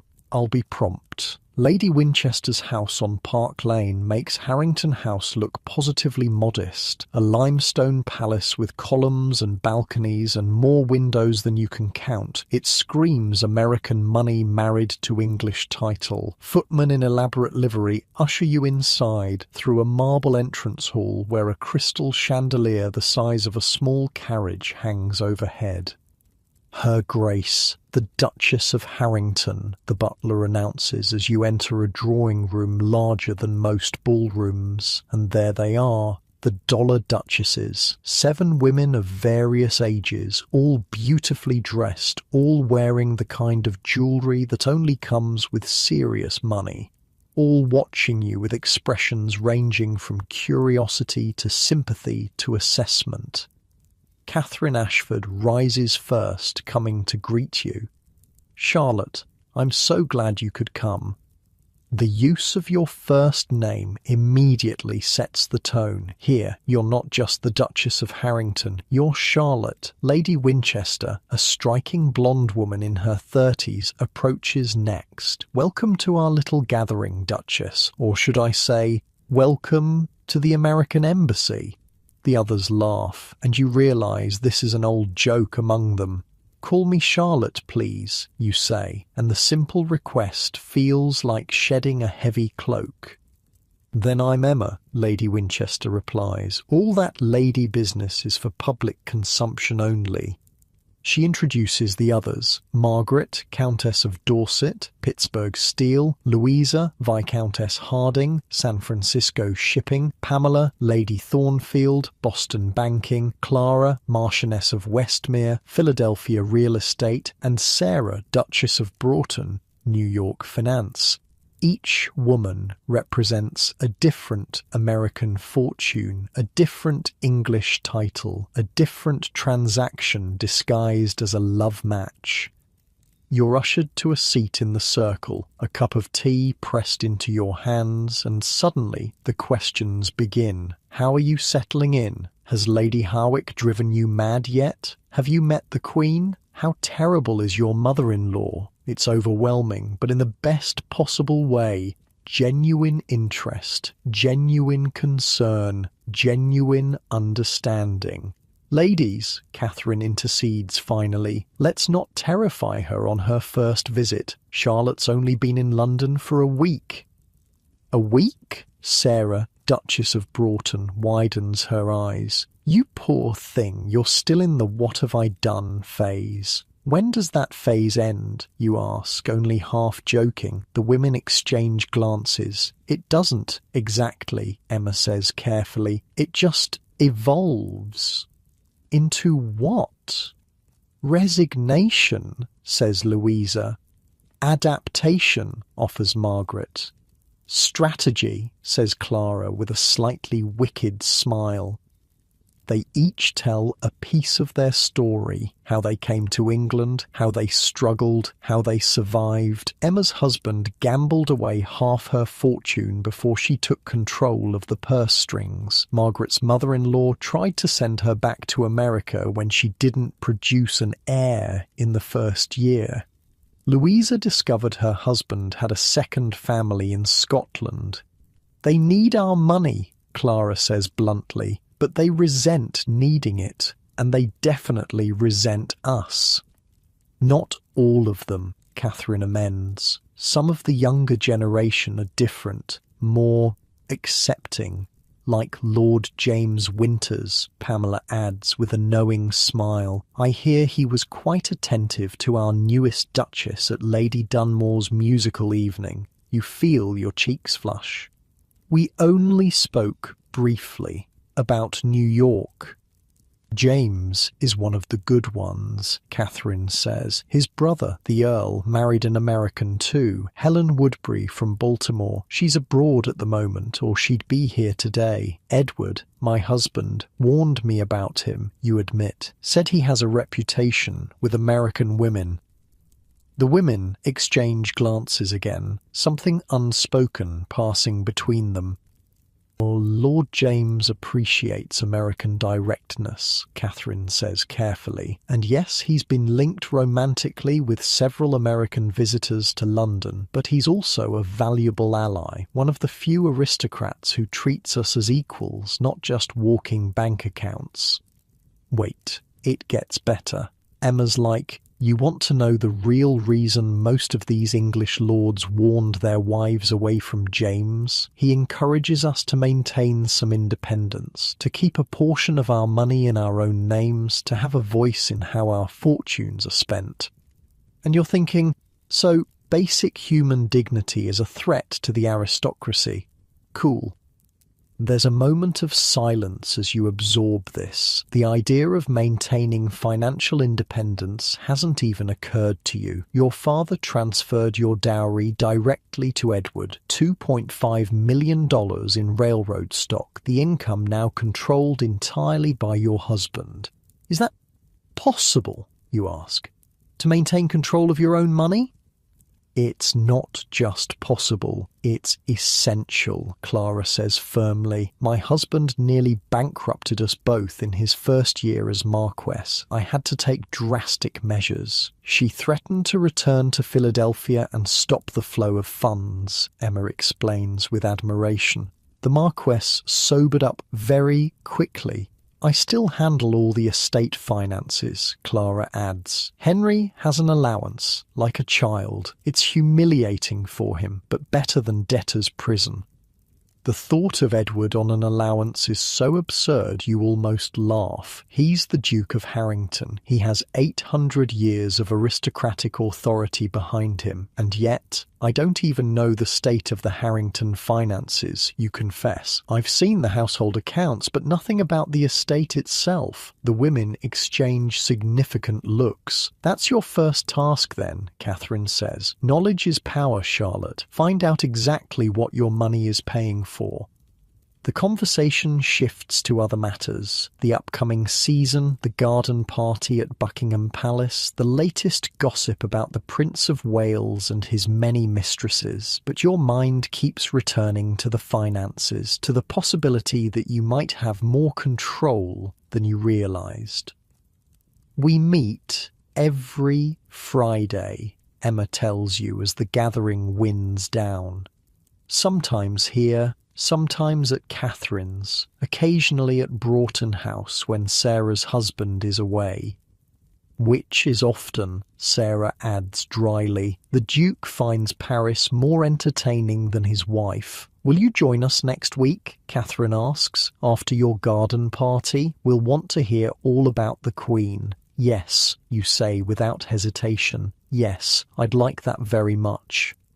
As your carriage carries you back to Harrington House, your mind races with everything you've learned. These women, these dollar duchesses, have carved out spaces for themselves within the rigid constraints of aristocratic marriage. They've found ways to maintain their American identities while navigating English society. They've built a sisterhood across the divides of title and background. For the first time, you can envision a future here that isn't just about endurance, a future where you might actually have a voice, a purpose beyond producing an heir and maintaining the Harrington legacy. But first, you need information. You need to understand exactly what your father's millions are funding. Dinner with the Pembrokes passes in a blur of conversation you barely register. You smile at the right moments, speak when spoken to, perform your role as Duchess to perfection, but your mind is elsewhere, turning over plans and possibilities. When you return home, Edward retires to his study with brandy and cigars. You should go upstairs, should let Stevens prepare you for bed. Instead, you find yourself hesitating in the hallway outside Edward's study, gathering courage. You knock softly. "Enter," he calls, sounding surprised. No one disturbs the Duke in his sanctuary. He looks up from his desk as you slip inside, his expression questioning. "Charlotte, is something wrong?" "No," you say, moving further into the room. It's deeply masculine. Dark wood panelling, leather chairs, shelves of books that look actually read rather than just displayed. "I wanted to ask you something." "At this hour?" But he gestures to the chair opposite his desk. "What is it?" You sit, smoothing your skirts, choosing your words carefully.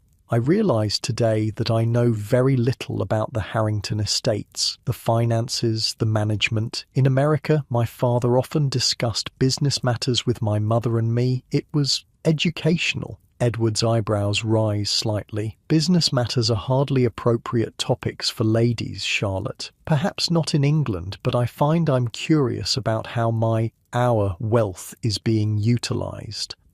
The slip doesn't escape him. His jaw tightens. "Your father's settlement was quite generous. Yes, it has been put to good use, I assure you." "I'm sure it has. I would just like to understand the details." You keep your voice light, reasonable. "After all, as Duchess, shouldn't I have some understanding of the estates I'm helping to manage?" "The estate manager and I handle those matters." Edward's tone cools further. "Lady Harwick is instructing you on household management, which is the proper domain for a duchess. You think of Clara, who manages her husband's entire estate, of Emma, who controls the purse strings of the Winchester fortune, of Catherine, who speaks of strategy and independence."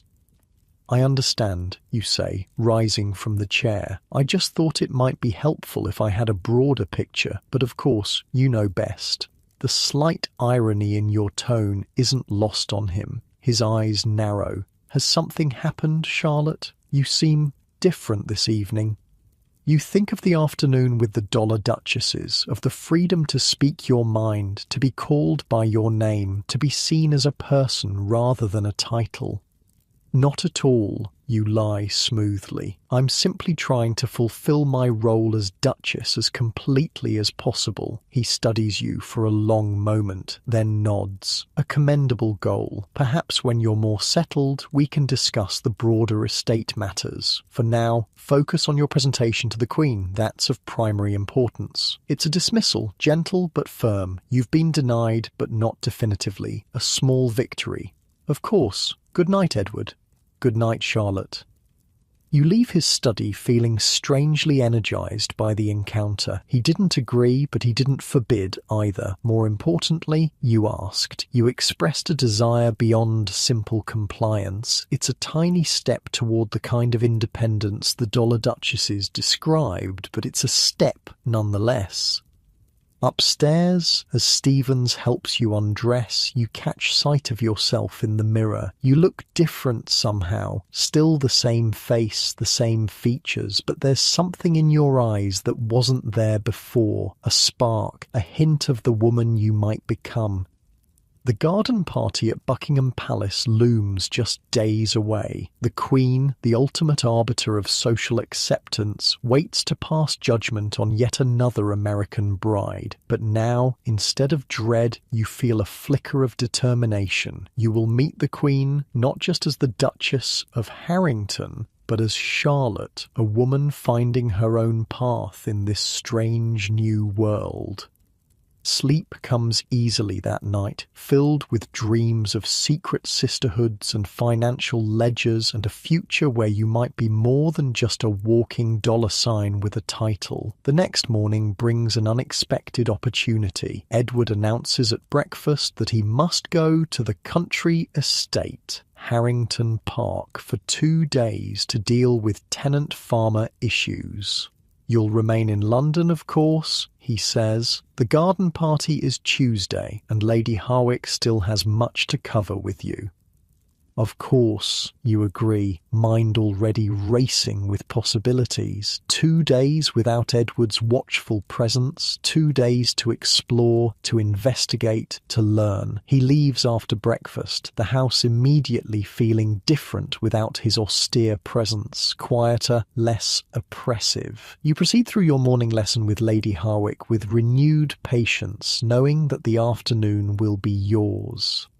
When Lady Harwick finally departs, you waste no time. The study, Edward's inner sanctum, calls to you. The servants will be surprised to see you enter, but they won't stop the Duchess from going anywhere in her own home. Stevens, you say when you return to your room.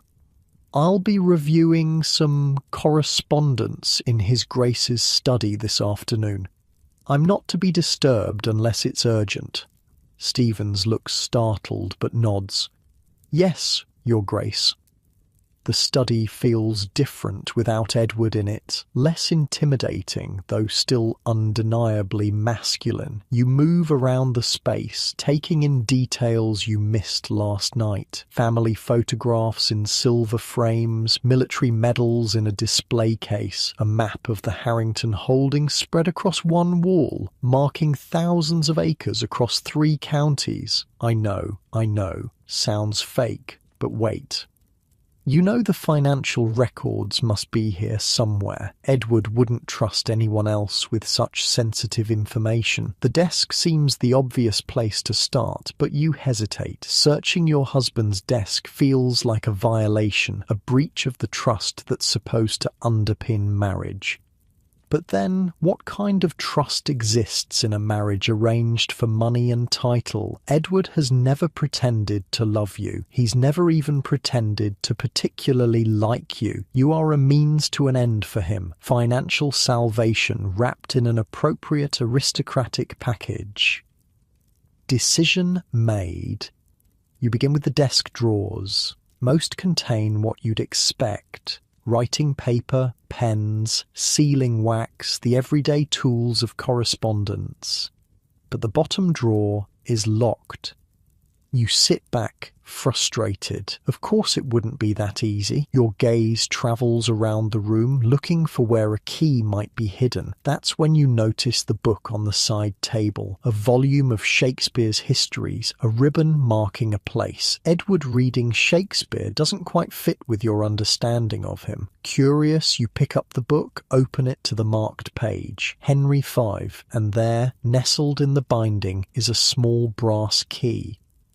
Your heart pounds as you return to the desk, fit the key into the lock of the bottom drawer. It turns with a soft click and the drawer slides open to reveal several leather-bound ledgers. You lift them out with trembling hands, open the topmost one on the desk. Column after column of figures stretches across the pages. Income, expenditures, investments, loans. The financial anatomy of the Harrington estates laid bare.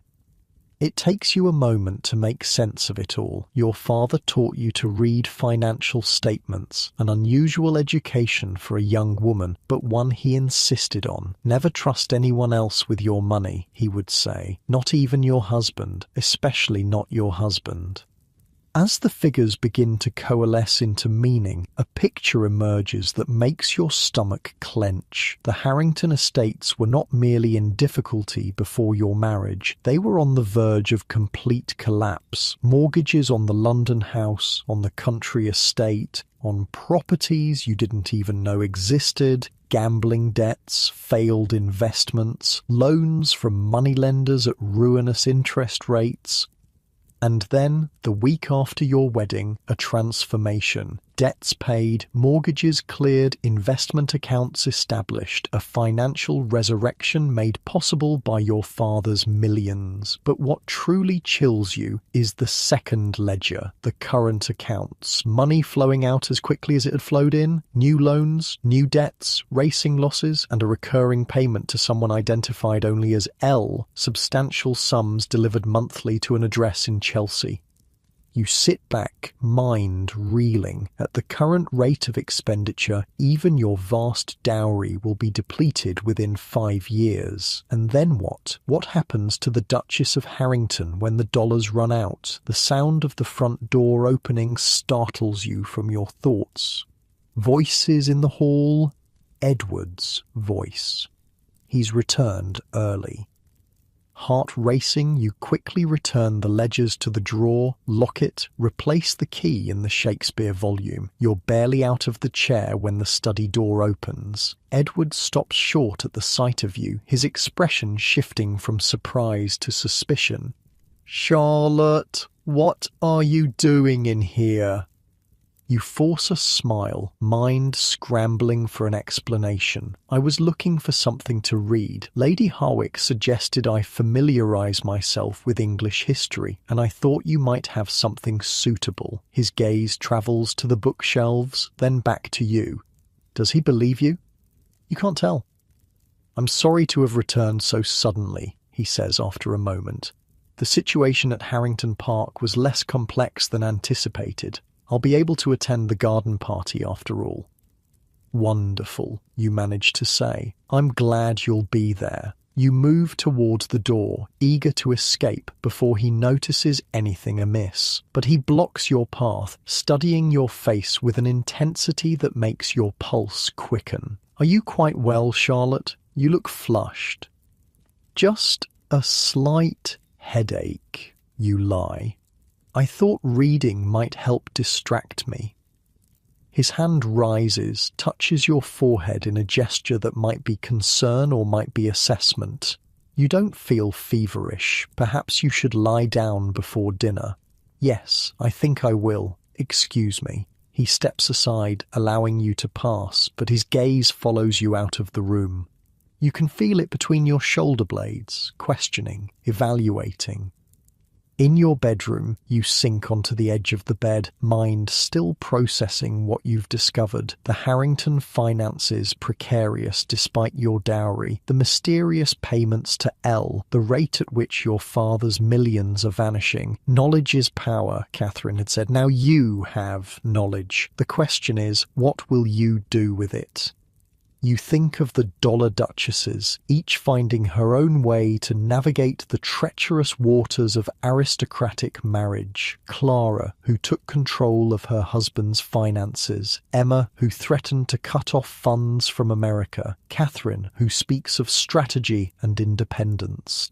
You are not just a dollar duchess. You're Charlotte Miller from New York. Your father taught you about business, about finance, about protecting what's yours, and somewhere beneath the layers of silk and title and expectation, that woman still exists. The garden party looms just days away. The Queen waits to evaluate you, to decide if you're worthy of the aristocratic world you've been thrust into. But now there's a new urgency to your situation. It's not just about social acceptance anymore, it's about survival. Because one thing is now abundantly clear. The Harrington legacy may have stood for 800 years, but without your American dollars, it won't stand much longer. And if Edward is already burning through your dowry at this rate, what will be left for you if things go wrong? What safety net exists for an American duchess whose usefulness has been exhausted? These questions swirl in your mind as you prepare for dinner, as you smile and converse and pretend that nothing has changed. But everything has changed. You've glimpsed behind the curtain of aristocratic splendor to the desperate reality beneath. And now, like the dollar duchesses before you, you must decide how to use that knowledge to carve out a place for yourself in this glittering, treacherous world. The day of the garden party dawns bright and clear, as if even the notoriously fickle English weather knows better than to disappoint the Queen. You've barely slept, your mind still churning with financial revelations and unanswered questions. Who is the mysterious L receiving monthly payments? Why is Edward burning through your dowry so quickly? And most importantly, what can you possibly do about it? But those questions must wait. Today belongs to Queen Victoria and the performance of a lifetime. The ritual of dressing begins hours before you're due at Buckingham Palace. Stevens and 2 other maids flutter around you like anxious birds, washing, powdering, lacing, arranging. The garden party dress, cream silk with delicate embroidery, modest yet undeniably elegant, is lowered carefully over your head, adjusted until it falls in perfect lines. Your hair is twisted and pinned until your scalp aches, adorned with tiny pearl combs that belong to some long-dead Harrington duchess. "You look beautiful, Your Grace," Stevens says, standing back to assess the final result. In the mirror, a stranger stares back at you, poised, polished, perfect. A proper English duchess with no hint of the turmoil beneath the surface. No sign of the woman who spent yesterday piecing together her husband's financial deceptions. Edward appears in the doorway, resplendent in formal morning dress, his expression unreadable as he surveys you. "Satisfactory," he pronounces, which you've learned is high praise indeed. The carriage is waiting. On the ride to Buckingham Palace, he reviews protocol for the 1,000th time. "Remember, it's Your Majesty" for the first address, "Ma'am" thereafter. Curtsy deeply but not extravagantly. Speak only when spoken to. Keep your answers brief and deferential. "I remember," you say, fighting the urge to snap that you're not a child or an idiot. "Lady Howick has drilled these rules into you for days. I won't embarrass you." He glances at you sharply. "This isn't about embarrassment, Charlotte. It's about establishing our position. The Queen's favour is essential to the Harrington legacy," you finish mentally. "I understand," you say aloud. "I know my role." And you do. Your role is to charm the Queen, to secure the social position that Edward needs to maintain his status, to be the perfect duchess while he squanders your father's millions on God knows what or who. The carriage joins a procession of others approaching the palace, a glittering parade of aristocrats in their finest, all vying for the same royal approval. Footmen in royal livery direct vehicles through the gates, through a courtyard, to a sprawling garden where marquees dot the lawns, and a military band plays in the distance. "Remember," Edward murmurs as he helps you from the carriage, "the Queen notices everything." The gardens are a carefully orchestrated tableau of power. Hundreds of guests mill about in their finery, divided into distinct social clusters that you can now recognise after weeks of Lady Howick's instruction. The highest aristocracy here, political figures there, diplomats in their own enclave, social climbers hovering at the edges of more established groups. And somewhere in this carefully stratified crowd is the Queen of England, the woman whose approval can cement your place in this world or consign you to its margins. Edward steers you through the throng with practiced ease, nodding to acquaintances, exchanging brief pleasantries, but always moving purposefully. You recognise familiar faces: Lady Dunmore with her perpetual expression of faint disapproval, the Countess of Warwick who found you charming, Lord Wexford with his impressive whiskers, and then, unexpectedly, Lord James Winters, looking dashing in formal attire, his fair hair catching the sunlight. "Your Grace," he greets you with a perfect bow. "You look radiant today." Before you can respond, Edward's hand tightens on your arm. "Lord James, I didn't expect to see you here." "My brother was indisposed," Lord James explains smoothly. "Someone had to represent the family and I drew the short straw." His eyes twinkle with humour that softens the formality of the occasion, though now I see it as the long straw indeed. The compliment hangs in the air between you. Edward's jaw tightens almost imperceptibly. "If you'll excuse us," he says coolly, "we're expected elsewhere." "Of course." Lord James bows again. "I hope we'll have the chance to speak later, Your Grace." As Edward leads you away, you can feel his disapproval radiating like heat. "That man is becoming a nuisance," he mutters. You think of what Catherine told you, that Lord James encourages American wives to maintain independence, to keep control of their finances. No wonder Edward dislikes him. He was only being polite, you say mildly. He was being familiar, Edward corrects. And you were encouraging him. "I barely spoke 2 words. It's not what you say, Charlotte. It's how you look at him." The accusation stings, partly because there's a grain of truth to it. You do find Lord James's company refreshing, his lack of pretension, his genuine interest in America, his easy smile, but to suggest you're behaving inappropriately is unfair and infuriating. Before you can formulate a response that won't cause a scene, a ripple of attention passes through the crowd. Voices lower, postures straighten, all eyes turn toward a central marquee where a small round figure in black has appeared, surrounded by attendants. The Queen. "Come," Edward says, all other concerns forgotten in the face of this crucial moment. "She's receiving now." You follow him toward the royal enclosure, heart pounding against your ribs so hard you're sure the embroidery on your dress must be vibrating. All your lessons, all your preparation, all your careful study of protocol, it all comes down to these next few minutes.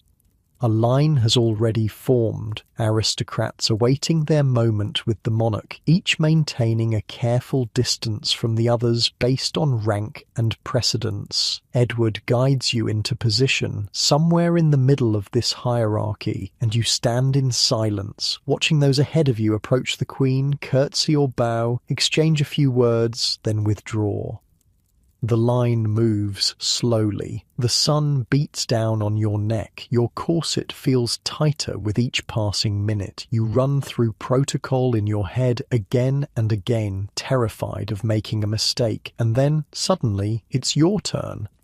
Queen Victoria is both exactly as you expected and nothing like you imagined. Smaller than her photographs suggest, dressed entirely in black despite the summer heat, her round face set in lines of perpetual solemnity, but her eyes sharp, intelligent, missing nothing. Catch you off guard? Edward bows deeply beside you. You sink into the curtsy you've practiced hundreds of times, the perfect depth, the perfect angle, your eyes lowered respectfully.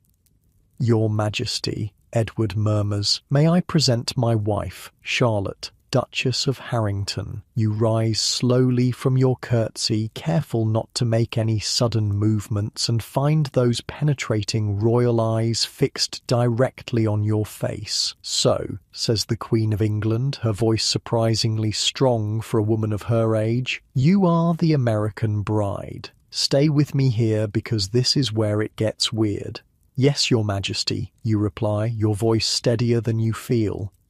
"From New York, we understand." The royal "we" takes you momentarily aback, but you recover quickly. "Yes, ma'am." The Queen studies you with undisguised curiosity. "We have met several American ladies in recent years. The Duchess of Marlborough, Lady Randolph Churchill. Quite distinctive in their ways." You're not sure if this is a compliment or a criticism. You glance quickly at Edward, who gives no indication either way. "Your father is in railroads, we believe?" the Queen continues. "Yes, ma'am, and shipping." Her gaze shifts to Edward. "The Duke has brought American efficiency to the Harrington estates, we trust." There's something in her tone, a hint of irony, perhaps even humour, that catches you by surprise. Does the Queen know about Edward's financial difficulties, about the role your dowry has played in saving the Harrington legacy? "We are working toward modernisation, Your Majesty," Edward responds smoothly. The Queen's attention returns to you. "And you, Duchess, are you modernising as well, or has England made its claim upon you already?"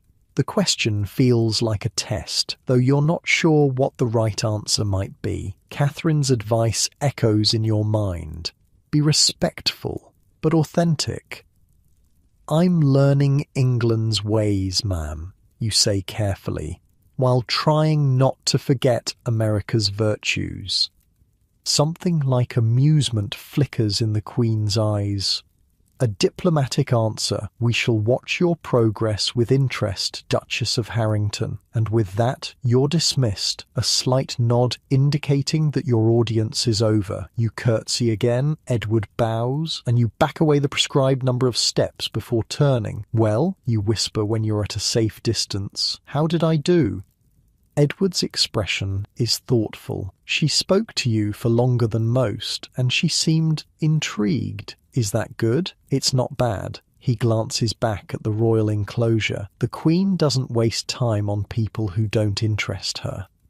For the next hour, you circulate through the gardens, now officially presented and therefore acceptable to the highest levels of society. People who previously ignored you now seek introductions. Ladies who looked through you now invite you to their homes. Edward accepts these social victories with quiet satisfaction, like a general whose strategy has succeeded.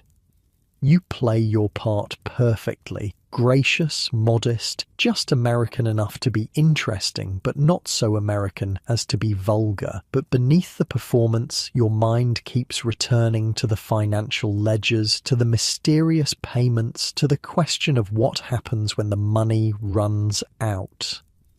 The crowd shifts, and suddenly Lord James is at your side again. This time, Edward has been drawn into conversation with a government minister several feet away, leaving you momentarily unattended.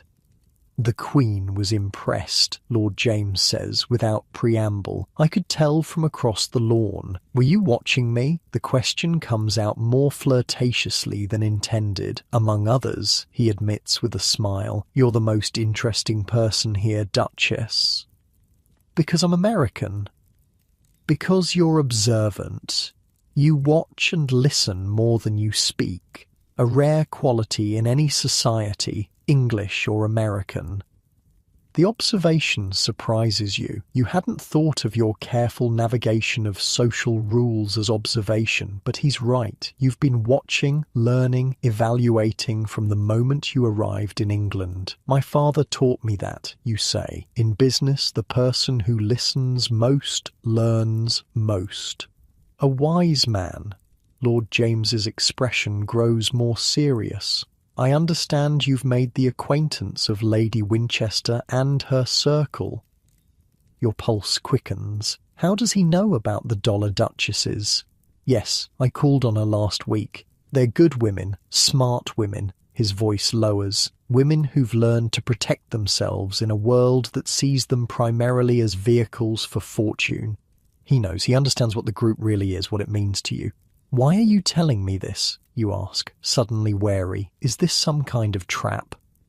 Because I've seen what happens to American heiresses who don't find allies. His blue eyes hold yours steadily. My sister-in-law, Helen, was fortunate. Many others are not. Before you can respond, Edward reappears at your side, his expression glacial as he takes in your tete-a-tete with Lord James. Charlotte, he says, his voice tight with controlled anger, Lady Pembroke is asking for you.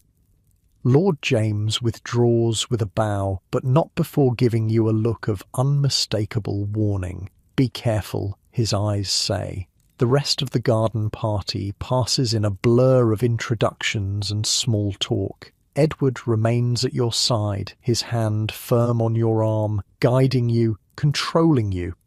The earlier triumph of your presentation to the Queen is overshadowed by his obvious displeasure. In the carriage ride home, the tension between you is thick enough to touch.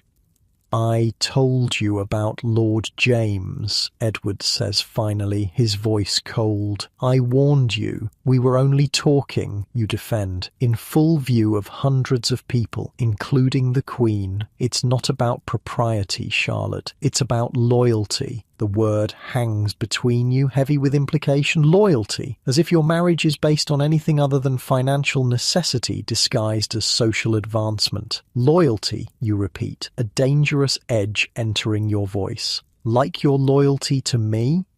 His head turns sharply.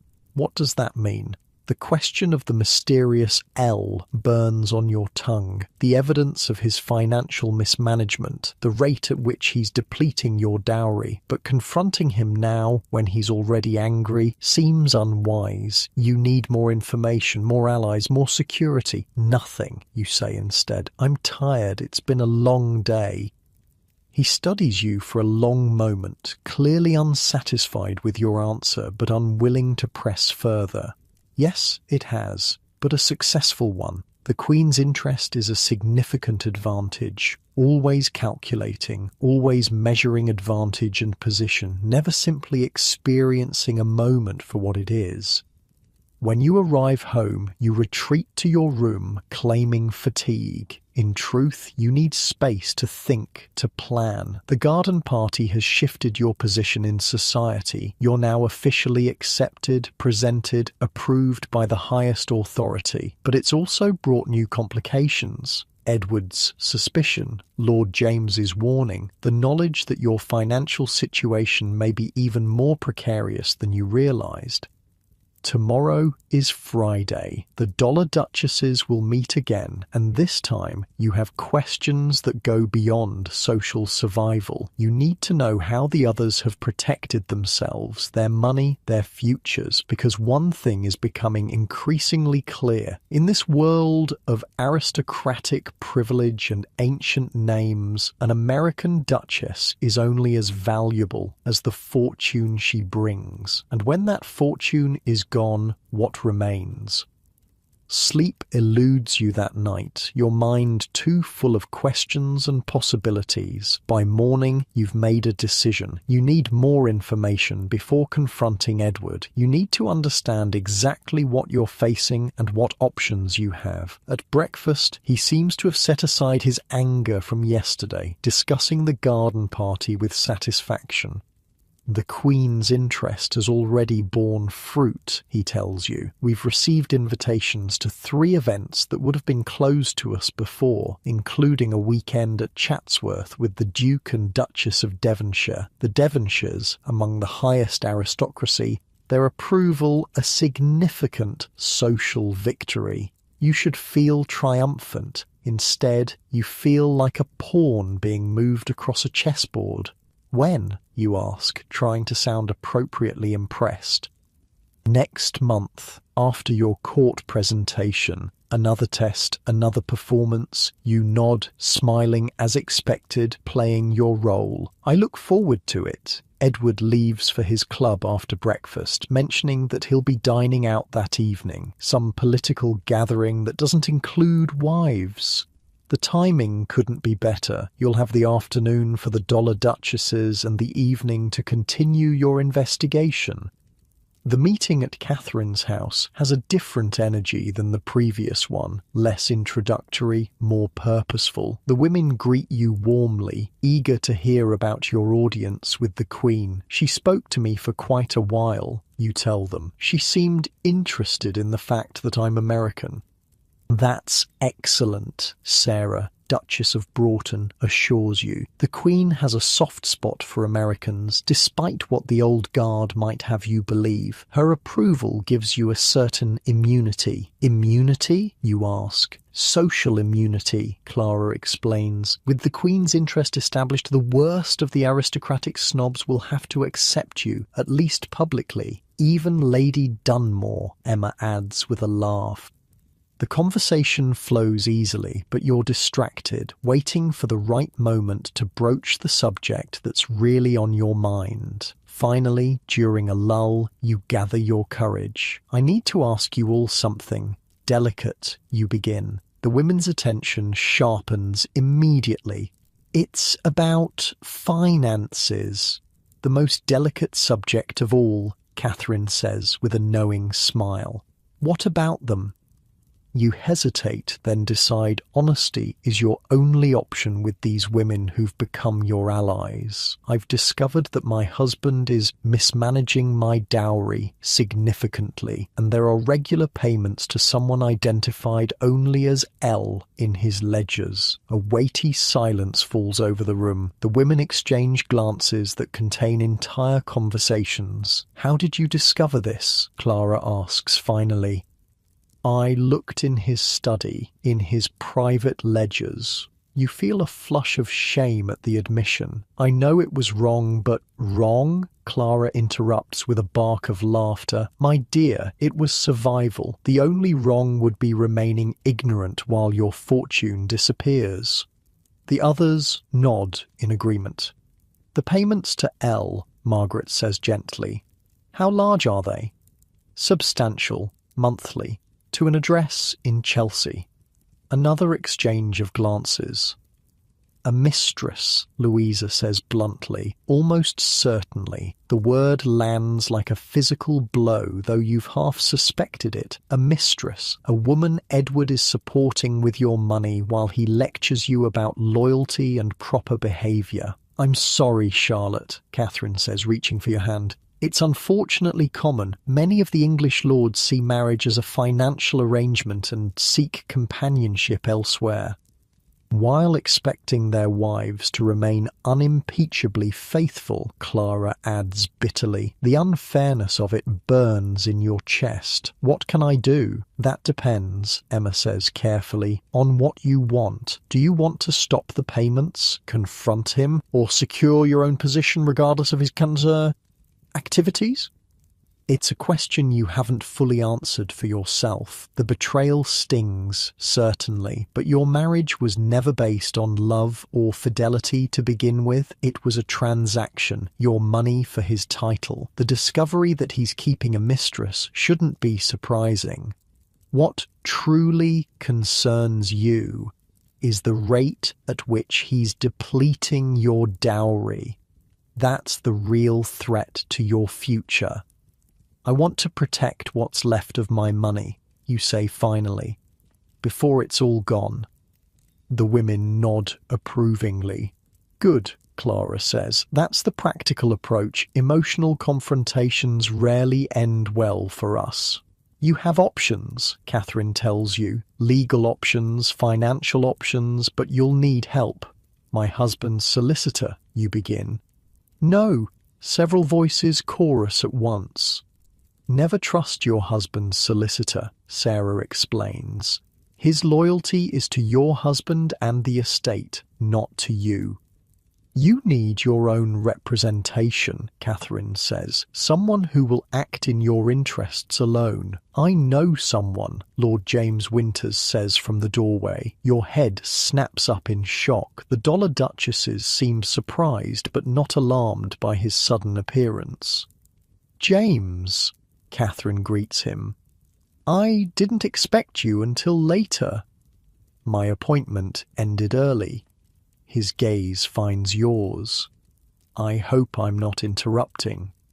Not at all, Emma says. Charlotte was just asking about financial protection. Your specialty, I believe. Lord James steps fully into the room, closing the door behind him. Indeed, and increasingly necessary from what I hear. The women make space for him in their circle, indicating a level of trust that surprises you. Lord James isn't just an acquaintance. He's an ally, admitted to their most private councils.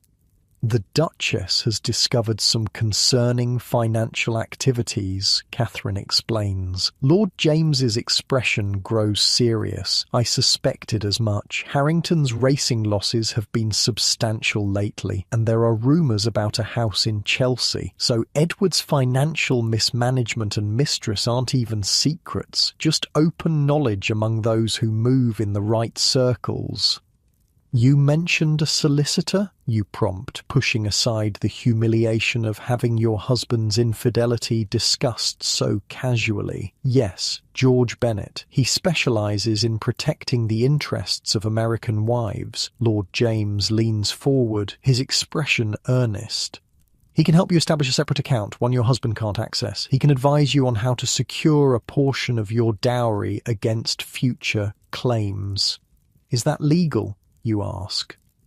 With the right paperwork, yes, especially for an American citizen, which you still are. The possibility of financial independence, of security beyond Edward's control, sends a surge of hope through you. There would be consequences, Lord James warns. Your husband wouldn't take kindly to such actions? He's already taking every penny I brought to this marriage and spending it on racing and a mistress? You reply, a new edge in your voice. What more can he do? The room falls silent at your directness. Then Clara laughs, a sharp, approving sound. I told you she had spirit, she says to the others. She'll do just fine. For the next hour, they outline a plan. Lord James will arrange a meeting with George Bennett. Catherine and Emma will accompany you, providing both support and social cover. A group of ladies shopping, as far as anyone else is concerned. Clara, who has the most experience with financial manipulation, gives you specific advice on what questions to ask, what documents to request. By the time you leave Catherine's house, you have not just information, but a strategy, a way forward that doesn't depend on Edward's goodwill or the Harrington legacy. For the first time since arriving in England, you feel something like power, not the borrowed power of a title or the reflected power of a husband, but your own power, based on knowledge, allies, and the determination to protect yourself. The Duchess of Harrington returns home with her head held high, ready to take control of her future, one careful step at a time. Edward doesn't return until late that night. You hear him come in, his footsteps uneven on the stairs. He's been drinking, unusual for him. You remain in your bed, feigning sleep when he checks your room, as he sometimes does after late evenings out. The door opens, light from the hallway spilling across your bed. You keep your breathing deep and regular, eyes closed. After a moment, the door closes again. His footsteps continue down the hall to his own bedroom. Tomorrow, you'll begin implementing your plan. Tomorrow, you'll take the first steps toward independence. But tonight, you allow yourself to simply rest. secure in the knowledge that you're no longer alone in this strange new world. You dream of ledgers and secret meetings and a future where you are more than just a dollar duchess, where you are Charlotte again, but a new Charlotte, stronger and wiser than the girl who crossed an ocean for a title. In the morning, Edward appears at breakfast, looking slightly worse for wear. Evidence of his late night. He studies you over his coffee cup, a question in his bloodshot eyes. You seem different this morning, he observes. You smile, butter your toast with steady hands. Do I? Perhaps it's just the success of the garden party. As you said, the Queen's approval changes things. He accepts this explanation, but his gaze lingers on your face, searching for something he can't quite identify. The knowledge that you're keeping secrets, making plans, forming alliances, gives you a small thrill of power. I'll be out this afternoon, you tell him casually. Shopping with Lady Ashford and Lady Winchester.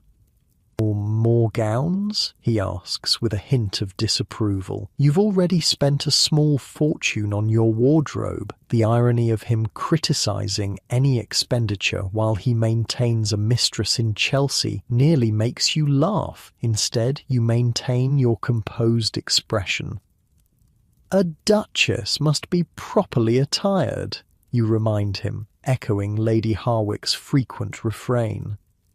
Especially now that we're invited to Chatsworth. He can hardly argue with that. The visit to the Duke and Duchess of Devonshire is a significant social coup, one that requires appropriate display. Very well, he concedes. Just try to show some restraint. The bills from Madame Beaumont have been considerable. A drop in the ocean compared to his racing losses and monthly payments to Elle, but you merely nod in agreement. Of course. As he leaves for his club, you feel a strange mix of emotions, anger at his hypocrisy, determination to protect yourself, and underneath it all, a faint sadness for what this marriage might have been under different circumstances. But there's no time for regrets or what-ifs. You have an appointment with a solicitor, a plan to secure your future, and a new sense of purpose that has nothing to do with being the Duchess of Harrington and everything to do with being Charlotte Miller. The game has changed, the rules have shifted, and you're no longer just a pawn on the aristocratic chessboard. You're a player, making your own moves, determining your own fate. The Queen may have given you social acceptance, but the dollar duchesses have given you something far more valuable. A path to independence in a world designed to keep you dependent. And that, more than any royal approval, is worth its weight in gold. Or rather, in dollars, American dollars, your dollars, the fortune you brought to this marriage and the portion of it you're now determined to protect, no matter what it takes. The offices of George Bennett, solicitor, occupy the second floor of a discreet building near Lincoln's Inn Fields. No grand marble entrance, no ostentatious sign announcing its presence, just a polished brass plate beside the door and a quiet atmosphere of serious business being conducted behind closed doors. Catherine and Emma flank you as you climb the narrow staircase, their presence both comforting and protective. To anyone observing, you're simply three ladies taking tea after a shopping expedition. The hat boxes and parcels you carry, purchased hastily at Liberty's as cover, complete the illusion. The man who rises to greet you is not what you expected. George Bennett is younger than you anticipated, perhaps 40, with intelligent eyes behind wire-rimmed spectacles and the brisk manner of someone who values efficiency over ceremony. "Your Grace," he says, bowing slightly. "Lady Ashford, Lady Winchester. Please, be seated." The office is small but well-appointed, lined with law books and filing cabinets. No ostentation, just the tools of his trade and a desk piled with neat stacks of documents. Lord Winters has explained your situation in general terms, Bennett continues once you're settled. But I'll need specifics to advise you properly. You glance at Catherine, who nods encouragingly. Emma reaches over to squeeze your hand briefly. With their silent support, you begin to explain the dowry, the financial ledgers you discovered, the rate of expenditure, the mysterious payments to L. Bennett listens without interruption, occasionally making notes on a pad before him. His expression reveals nothing, neither shock nor judgment. A not uncommon situation, unfortunately, he says when you finish. The law generally favours husbands in matters of marital finance, but there are strategies available, particularly for American wives. What kind of strategies, you ask? That depends on your goals, Your Grace. Are you seeking divorce? The question catches you off guard. Divorce. The nuclear option, a social catastrophe that would destroy your position and possibly send you back to America in disgrace. No, at least not at present. Bennett nods, as if this is the answer he expected. Then what we're discussing is financial protection, securing a portion of your assets beyond your husband's control, creating a safety net should circumstances deteriorate. You think of the ledgers, of the rapidly diminishing fortune, of the monthly payments to the mysterious L in Chelsea. Yes, that's exactly what I want. Good, direct and practical. Bennett adjusts his spectacles. Here's what can be done. What follows is a crash course in financial self-defense. Bennett explains the legal mechanisms available, separate accounts in American banks, investments in your name alone, trust arrangements that would protect a portion of your wealth for your future children while still allowing you access to the income. Your father's settlement, he asks, was it structured as a lump sum or as phased payments? A lump sum, you reply. Railroad stock transferred directly to Edward upon our marriage. Bennett frowns slightly. Less ideal than phased payments, but still workable. Do you maintain banking relationships in New York? Yes, my father's bank, merchants and trading. Excellent. We'll establish a connection with their London correspondent, then transfer funds from the Harrington accounts gradually to avoid raising immediate concerns. He makes more notes. You'll need to secure at least one of the passbooks for the Harrington accounts. Do you have access? You think of Edward's study, of the locked drawer, of the key hidden in Shakespeare. I can get access. Catherine and Emma exchange glances, part concern, part admiration. It would also be prudent, Bennett continues, to secure your personal jewellery and other valuable portable assets. Not in Harrington House, but in a bank deposit box under your control. The implications are clear. He's preparing you for the possibility of needing to leave quickly with whatever assets you can carry. Is that likely to become necessary, you ask, a chill running through you despite the warm June day? Bennett's expression remains neutral. In my experience, when husbands discover financial independence in their wives, reactions vary widely. It's simply prudent to be prepared for all possibilities. You look to Catherine and Emma, who both nod in solemn agreement. I've seen everything from grudging acceptance to violent rage, Emma says quietly. The Earl of Winchester tried to have me committed to an asylum when I first restricted his access to my Chicago funds. What happened, you ask, horrified. A smile flickers across Emma's face. My father sent his best corporate attorney from Chicago with enough documentation to prove my sanity and enough money to bribe 3 doctors. The Earl eventually saw reason when faced with the alternative of complete financial ruin. The story should terrify you, but instead it oddly reassures. Emma faced worse and survived. She's now a woman of confidence and power, despite her husband's attempts to control her. "I understand," you say, turning back to Bennett. "What do I need to sign?" For the next hour, you review and sign documents, authorizations, account openings, transfer instructions. Bennett explains each one carefully, ensuring you understand exactly what you're agreeing to. "The critical phase," he says as you finalize the paperwork, "will be the next 2 weeks. We need to secure the funds before the Duke becomes aware of our activities. Once the money is protected, his options become limited. And if he discovers what I've done before, then..." Bennett meets your gaze directly. Then the situation becomes more complicated. Do you have somewhere you could go if necessary? A friend's house, perhaps? "She can come to me," Catherine says immediately. "Lord Ashford is in Scotland for the summer. My house is secure." Another piece of the safety net falls into place. You're not alone anymore. You have allies, resources, options that didn't exist just days ago.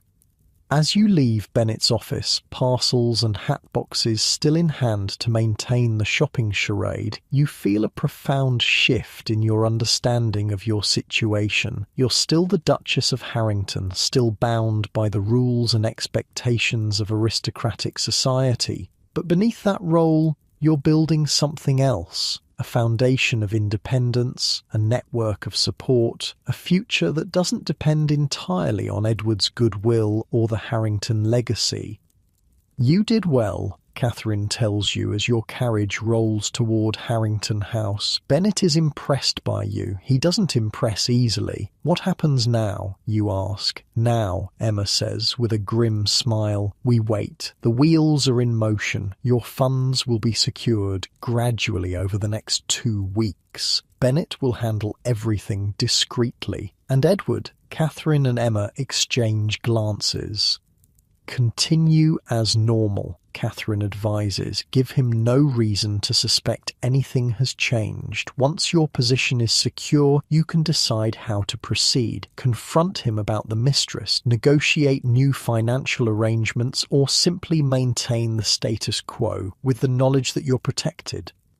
The carriage stops before Harrington House, imposing and austere against the summer sky. This house that once intimidated you now seems different. Still grand, still steeped in history, but no longer a prison. Just a place where you happen to live, for now.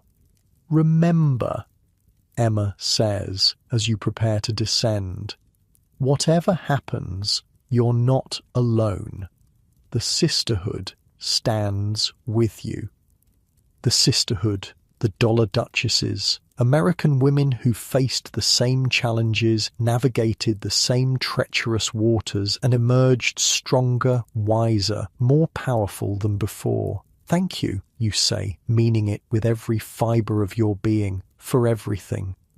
You climb the steps to Harrington House with your head high, no longer the terrified bride who arrived just weeks ago. You're still playing a role, duchess, wife, aristocratic hostess, but now it's a conscious performance rather than a desperate attempt to belong.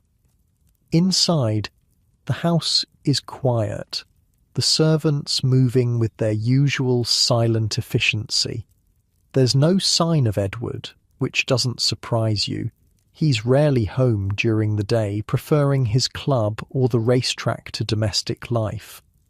Stevens helps you remove your hat and gloves, eyeing the parcels with professional interest. "Successful shopping, Your Grace?" "Very," you reply with a smile. "I'll need these gowns pressed for Chatsworth next month." "Of course, Your Grace, and His Grace asked me to remind you that you're dining with Lord and Lady Pembroke this evening."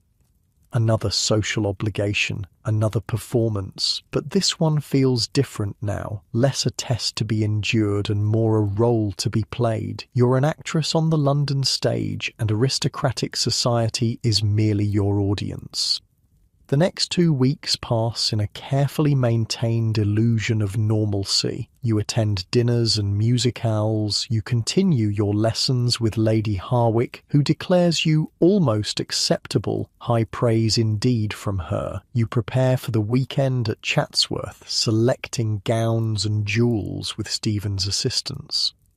Edward notices nothing amiss. He continues his usual routine: breakfast at home, days at his club, or attending to estate business, evenings divided between social obligations with you and engagements you're not invited to. You don't need Bennet's investigation to confirm that many of these solo evenings are spent in Chelsea with the mysterious L. Every few days, Bennet sends discreet updates via Catherine. Funds transferred, accounts established, investments secured. The process is slower than you'd like, but necessary to avoid raising alarms at the bank or with Edward's financial managers. The Friday meetings with the Dollar Duchesses continue, now focused on practical advice for your new circumstances. Clara shares her strategies for managing a household budget independently of her husband. Sarah explains how she maintains social appearances while quietly building her own financial empire. Louisa offers insights on balancing the demands of aristocratic life with personal independence. The trick, she tells you one afternoon over tea at Catherine's house, is to give them what they need: the perfect hostess, the appropriate wife, the social asset, while keeping your true self separate and protected. A performance, you suggest. Exactly. They married the role, not the woman, so give them the role and keep the woman for yourself. It's a strategy born of necessity, of survival in a world that values women primarily as decorative adjuncts to male power. Not ideal, perhaps, but practical, and you're becoming increasingly practical these days. Lord James Winters appears occasionally at these gatherings, always bringing useful information or connections. He's careful to maintain a respectful distance, to give no one reason to question the propriety of your relationship. But there's an undeniable connection between you, a shared perspective, a mutual respect, a friendship that could perhaps be something more under different circumstances. You're not naive enough to imagine a romantic future with him. You're married, bound by law and custom to Edward and the Harrington name. But Lord James represents something important: the possibility of being valued for yourself, not just for your fortune or your title. The weekend at Chatsworth arrives and passes in a blur of aristocratic splendour. The Duke and Duchess of Devonshire preside over a gathering of the highest echelon of society. Politicians, artists, fellow aristocrats. You navigate this rarefied world with growing confidence. No longer the uncertain American bride, but the Duchess of Harrington, secure in her position. Edward notices the change in you. You catch him watching you sometimes, a puzzled expression on his face, as if trying to identify what's different. You've adapted well, he tells you on the journey back to London. The Duchess of Devonshire was quite impressed. Thank you, you reply, accepting the compliment with the quiet confidence that's becoming your hallmark. It helps to understand the rules of the game. He raises an eyebrow at your choice of words. Game? Society, you clarify with a smile. It's all about knowing one's role, isn't it? He studies you for a moment longer, then nods slowly. Yes, I suppose it is. The final pieces of your financial protection fall into place in late July. Bennet sends confirmation via Catherine. Nearly half of your dowry has been secured in accounts beyond Edward's reach. Not the entire fortune, but enough to ensure your independence if necessary. The time has come to decide your next move. Confront Edward about the mistress, negotiate new financial arrangements, maintain the status quo with your newfound security as a private triumph. The decision is made for you on a rainy Tuesday afternoon when Edward returns home unexpectedly, his expression thunderous, a telegram clutched in his hand. "What is the meaning of this?" he demands, storming into the morning room where you're reviewing household accounts with Mrs. Hughes. Mrs. Hughes withdraws immediately, closing the door behind her. You remain seated, outwardly calm despite the racing of your heart. "The meaning of what, Edward?" He slaps the telegram down on the table before you. It's from his bank, expressing concern about unusual transfer patterns from the Harrington accounts and requesting an urgent meeting. So, the moment of truth has arrived, sooner than you'd hoped, but not entirely unexpected. "Ah," you say, keeping your voice steady. "I see they've noticed." Noticed? His voice rises in disbelief. Noticed what exactly? What have you done, Charlotte? You meet his gaze directly, drawing strength from the knowledge that you're protected now, that you have options beyond simply submitting to his anger. "I've secured my future," you reply. "A portion of my dowry has been transferred to accounts in my name." The colour drains from his face, then returns in a flush of rage. "You had no right, I had every right," you interrupt, surprising both him and yourself with your firmness. "It was my money, Edward, my father's fortune that saved the Harrington estates from complete collapse." He stares at you, momentarily speechless at your directness. Who told you?" He stops, understanding dawning in his eyes. "You went through my private papers." "Yes," you admit without apology. "I needed to understand the true state of our finances." "Our finances?" he repeats incredulously. "There is no our, Charlotte. When you married me, everything you brought became mine. That's the law. The law has flexibility when it comes to American wives," you inform him, echoing Bennett's words, "especially when their husbands are depleting their fortunes at an alarming rate." His face darkens further. "Is this Winter's doing? Has he been filling your head with ideas?" "This is my doing," you correct him. "My decision, my future." Edward begins to pace, running a hand through his hair in agitation. "Do you have any idea what you've done? The scandal, if this becomes known." "It won't become known unless you choose to make it so," you point out calmly. "I have no intention of making our financial arrangements public. Do you?" The question stops him short. Of course he doesn't want a public scandal. His position, his precious legacy depends on maintaining appearances. "What do you want?" he asks, finally, his voice cold. "Is this some kind of blackmail?" You almost laugh at the irony. "No, Edward. This is self-preservation. I've seen the ledgers. I know how quickly you're burning through my dowry. I know about the racing losses, the failed investments. I know about the house in Chelsea."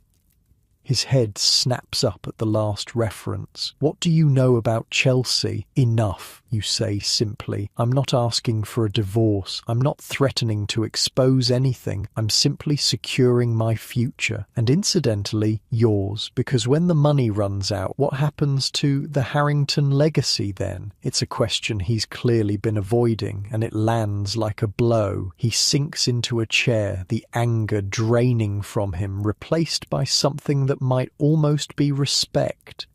"What exactly have you done?" he asks after a long silence. Secured approximately half of my dowry in separate accounts, you explain. The income remains available for appropriate Harrington expenses, household costs, necessary estate improvements, legitimate business ventures, but not for gambling, not for personal entertainment in Chelsea. His mouth tightens at your bluntness, but he doesn't deny the implications. And the other half, he inquires with forced casualness, remains under your control for now. Consider it a gesture of goodwill. In truth, Bennett hadn't been able to secure more than half without raising too many red flags. But Edward doesn't need to know that. You've changed, he observes after studying you for a moment.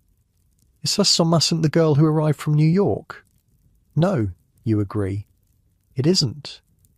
Another long silence falls between you, the tick of the mantel clock the only sound in the room. Finally, Edward speaks. What happens now? It's a reasonable question. What does happen now? You've secured your financial position, confronted the reality of your marriage, established your independence, but you're still the Duchess of Harrington, still bound to this man and his legacy, at least in the eyes of society. Now we continue, you say simply.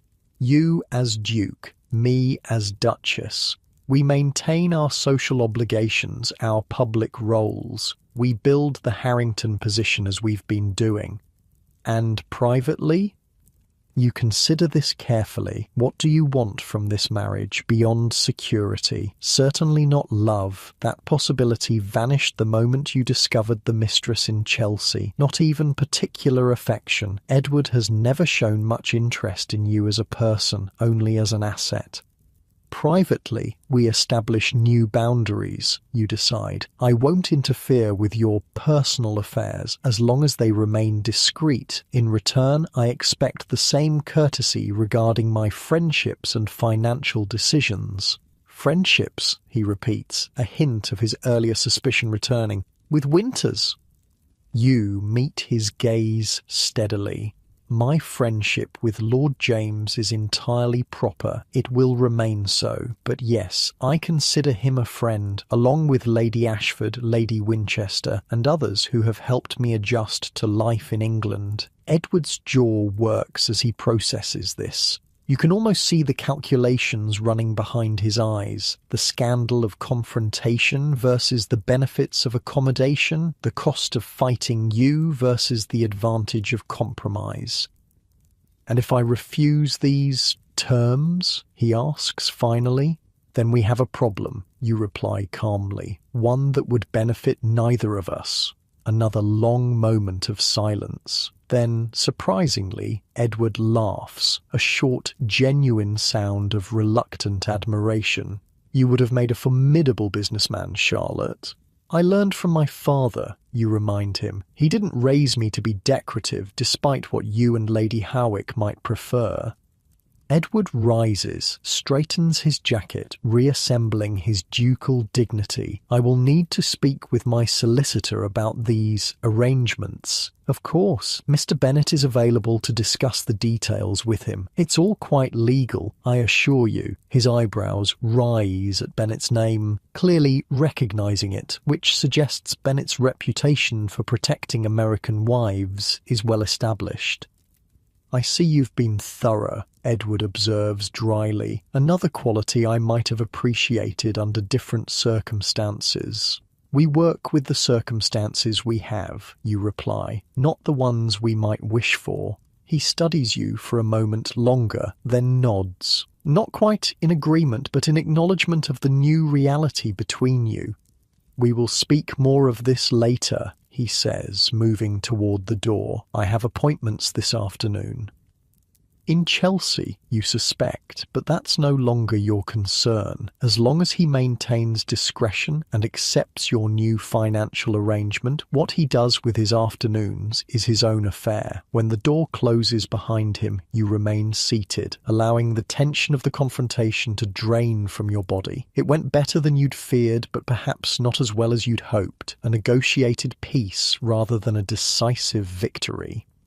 But perhaps that's the nature of aristocratic marriage, a series of private accommodations beneath the public performance of unity, not so different from many marriages, regardless of social class. You rise, cross to the window, look out at the London summer beyond the glass. The city that once seemed so foreign, so intimidating, now feels almost like home. Not because you've been absorbed into its ways, but because you've carved out your own place within them. The door opens softly behind you, Stevens appearing with her usual silent efficiency. "Your Grace," Lady Ashford has called. She awaits you in the blue drawing room. "Catherine, here to learn the outcome of your confrontation with Edward, no doubt." "Thank you, Stevens. I'll go to her now." Catherine rises as you enter the drawing room, her expression anxious. "Charlotte Mrs. Hughes sent word. Is everything all right?" "Yes," you assure her, closing the door for privacy. "Edward discovered the transfers. We've had a discussion. And Catherine's concern is palpable. "And we've reached an understanding." You smile slightly. "Not friendship, certainly not love, but a workable arrangement. He keeps his freedom, I keep mine, and we both maintain the public facade necessary for our positions." Catherine releases a breath of relief. "That's better than many achieve. Some husbands never accept any degree of independence in their wives." "Edward is practical, if nothing else," you observe. "He knows his lifestyle depends on maintaining at least some access to my fortune. Complete rupture would benefit neither of us." Catherine studies you with a mixture of pride and wonder. "Look at you. 6 weeks ago you were a terrified bride in a strange country. Now you're negotiating terms with a duke." The observation makes you laugh. "A significant transformation, I suppose." "More than significant, miraculous, and yet entirely earned." She takes your hands in hers. "You've done what many of us took years to achieve. Established your independence while maintaining your position. It's a delicate balance few manage successfully." Later that evening, after Catherine has gone and the house has settled into its nighttime rhythms, you sit at your dressing table as Stevens brushes your hair for bed. The familiar ritual is soothing after the emotional turbulence of the day. "Will there be anything else, Your Grace?" Stevens asks as she sets the brush down. "No, thank you. That will be all for tonight." When she's gone, you remain at the dressing table, studying your reflection in the mirror. The face that looks back at you is still young, you're barely 21, but the eyes hold a wisdom that wasn't there when you arrived in England. You're not the same Charlotte Miller who left New York as a bride. That girl, raised in privilege but sheltered from reality, no longer exists. In her place is a woman who has faced betrayal, navigated treacherous social waters, built alliances, and secured her own future. The Duchess of Harrington is no longer just a title you wear like an ill-fitting gown. It's become part of you, not the whole, but a facet of the complex woman you're becoming. Tomorrow will bring new challenges, new negotiations, new performances on the aristocratic stage. The weekend at Chatsworth was only the beginning of your social ascent, now powered not just by Edward's title, but by your own growing confidence and connections. There will be more garden parties, more presentations, more carefully choreographed interactions with the highest levels of society. There will be seasons at Harrington Park, the country estate you've yet to visit, where you'll preside as chatelaine over an entirely different social world. And through it all, you'll maintain your dual existence. The perfect duchess in public, the independent woman in private. You'll continue meeting with the dollar duchesses, building your network of support and information. You'll manage your secured fortune, perhaps even grow it through careful investment, as your father taught you.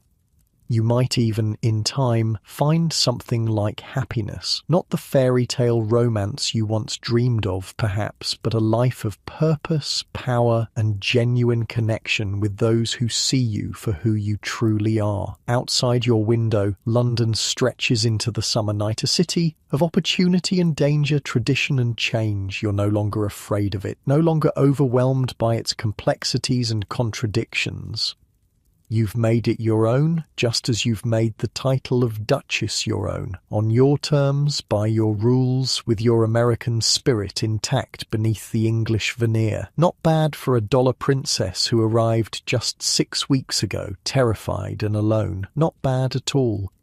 The night deepens around Harrington House. Somewhere across town, in a house in Chelsea, Edward is probably with his mistress, the mysterious Elle, who unknowingly played a role in your awakening. In her own way, she helped set you free. Free from illusions about your marriage, free from the naive belief that titles and traditions would somehow transform your life into a fairy tale. In Catherine's elegant townhouse, the Dollar Duchesses might be discussing your victory, planning their next strategies for survival and success in this gilded world they've married into. In George Bennett's office, financial transfers continue, securing your future £1 at a time.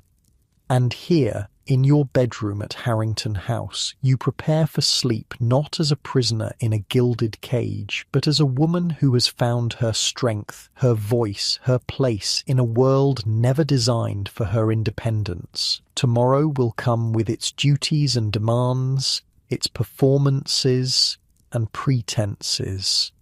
But tonight, you rest easy, secure in the knowledge that whatever the future holds, you will face it on your own terms. As you slip between the sheets of your massive bed, no longer quite so cold, no longer quite so foreign, you smile at the thought of all the American heiresses yet to come, all the future dollar princesses who will cross the Atlantic seeking titles and finding transformation instead. Perhaps someday you'll be the one offering guidance to a terrified young bride from New York or Chicago or San Francisco. Perhaps you'll be the Catherine to someone else's Charlotte, extending a hand of friendship across the divide between worlds. The thought comforts you as sleep approaches, your body relaxing into the soft mattress, your mind drifting toward dreams, not of princes or fairy tales, but of something far more valuable, a future you've built with your own hands, a life you've claimed as your own. Sleep comes easily tonight, deep and peaceful. The Duchess of Harrington rests, gathering strength for tomorrow's performance. But Charlotte, the real Charlotte, the woman beneath the title, she dreams of freedom, of friendship, of the unexpected journey that brought her across an ocean and into herself. And somewhere in that space between sleeping and waking, between the girl you were and the woman you've become, you find something that feels remarkably like home.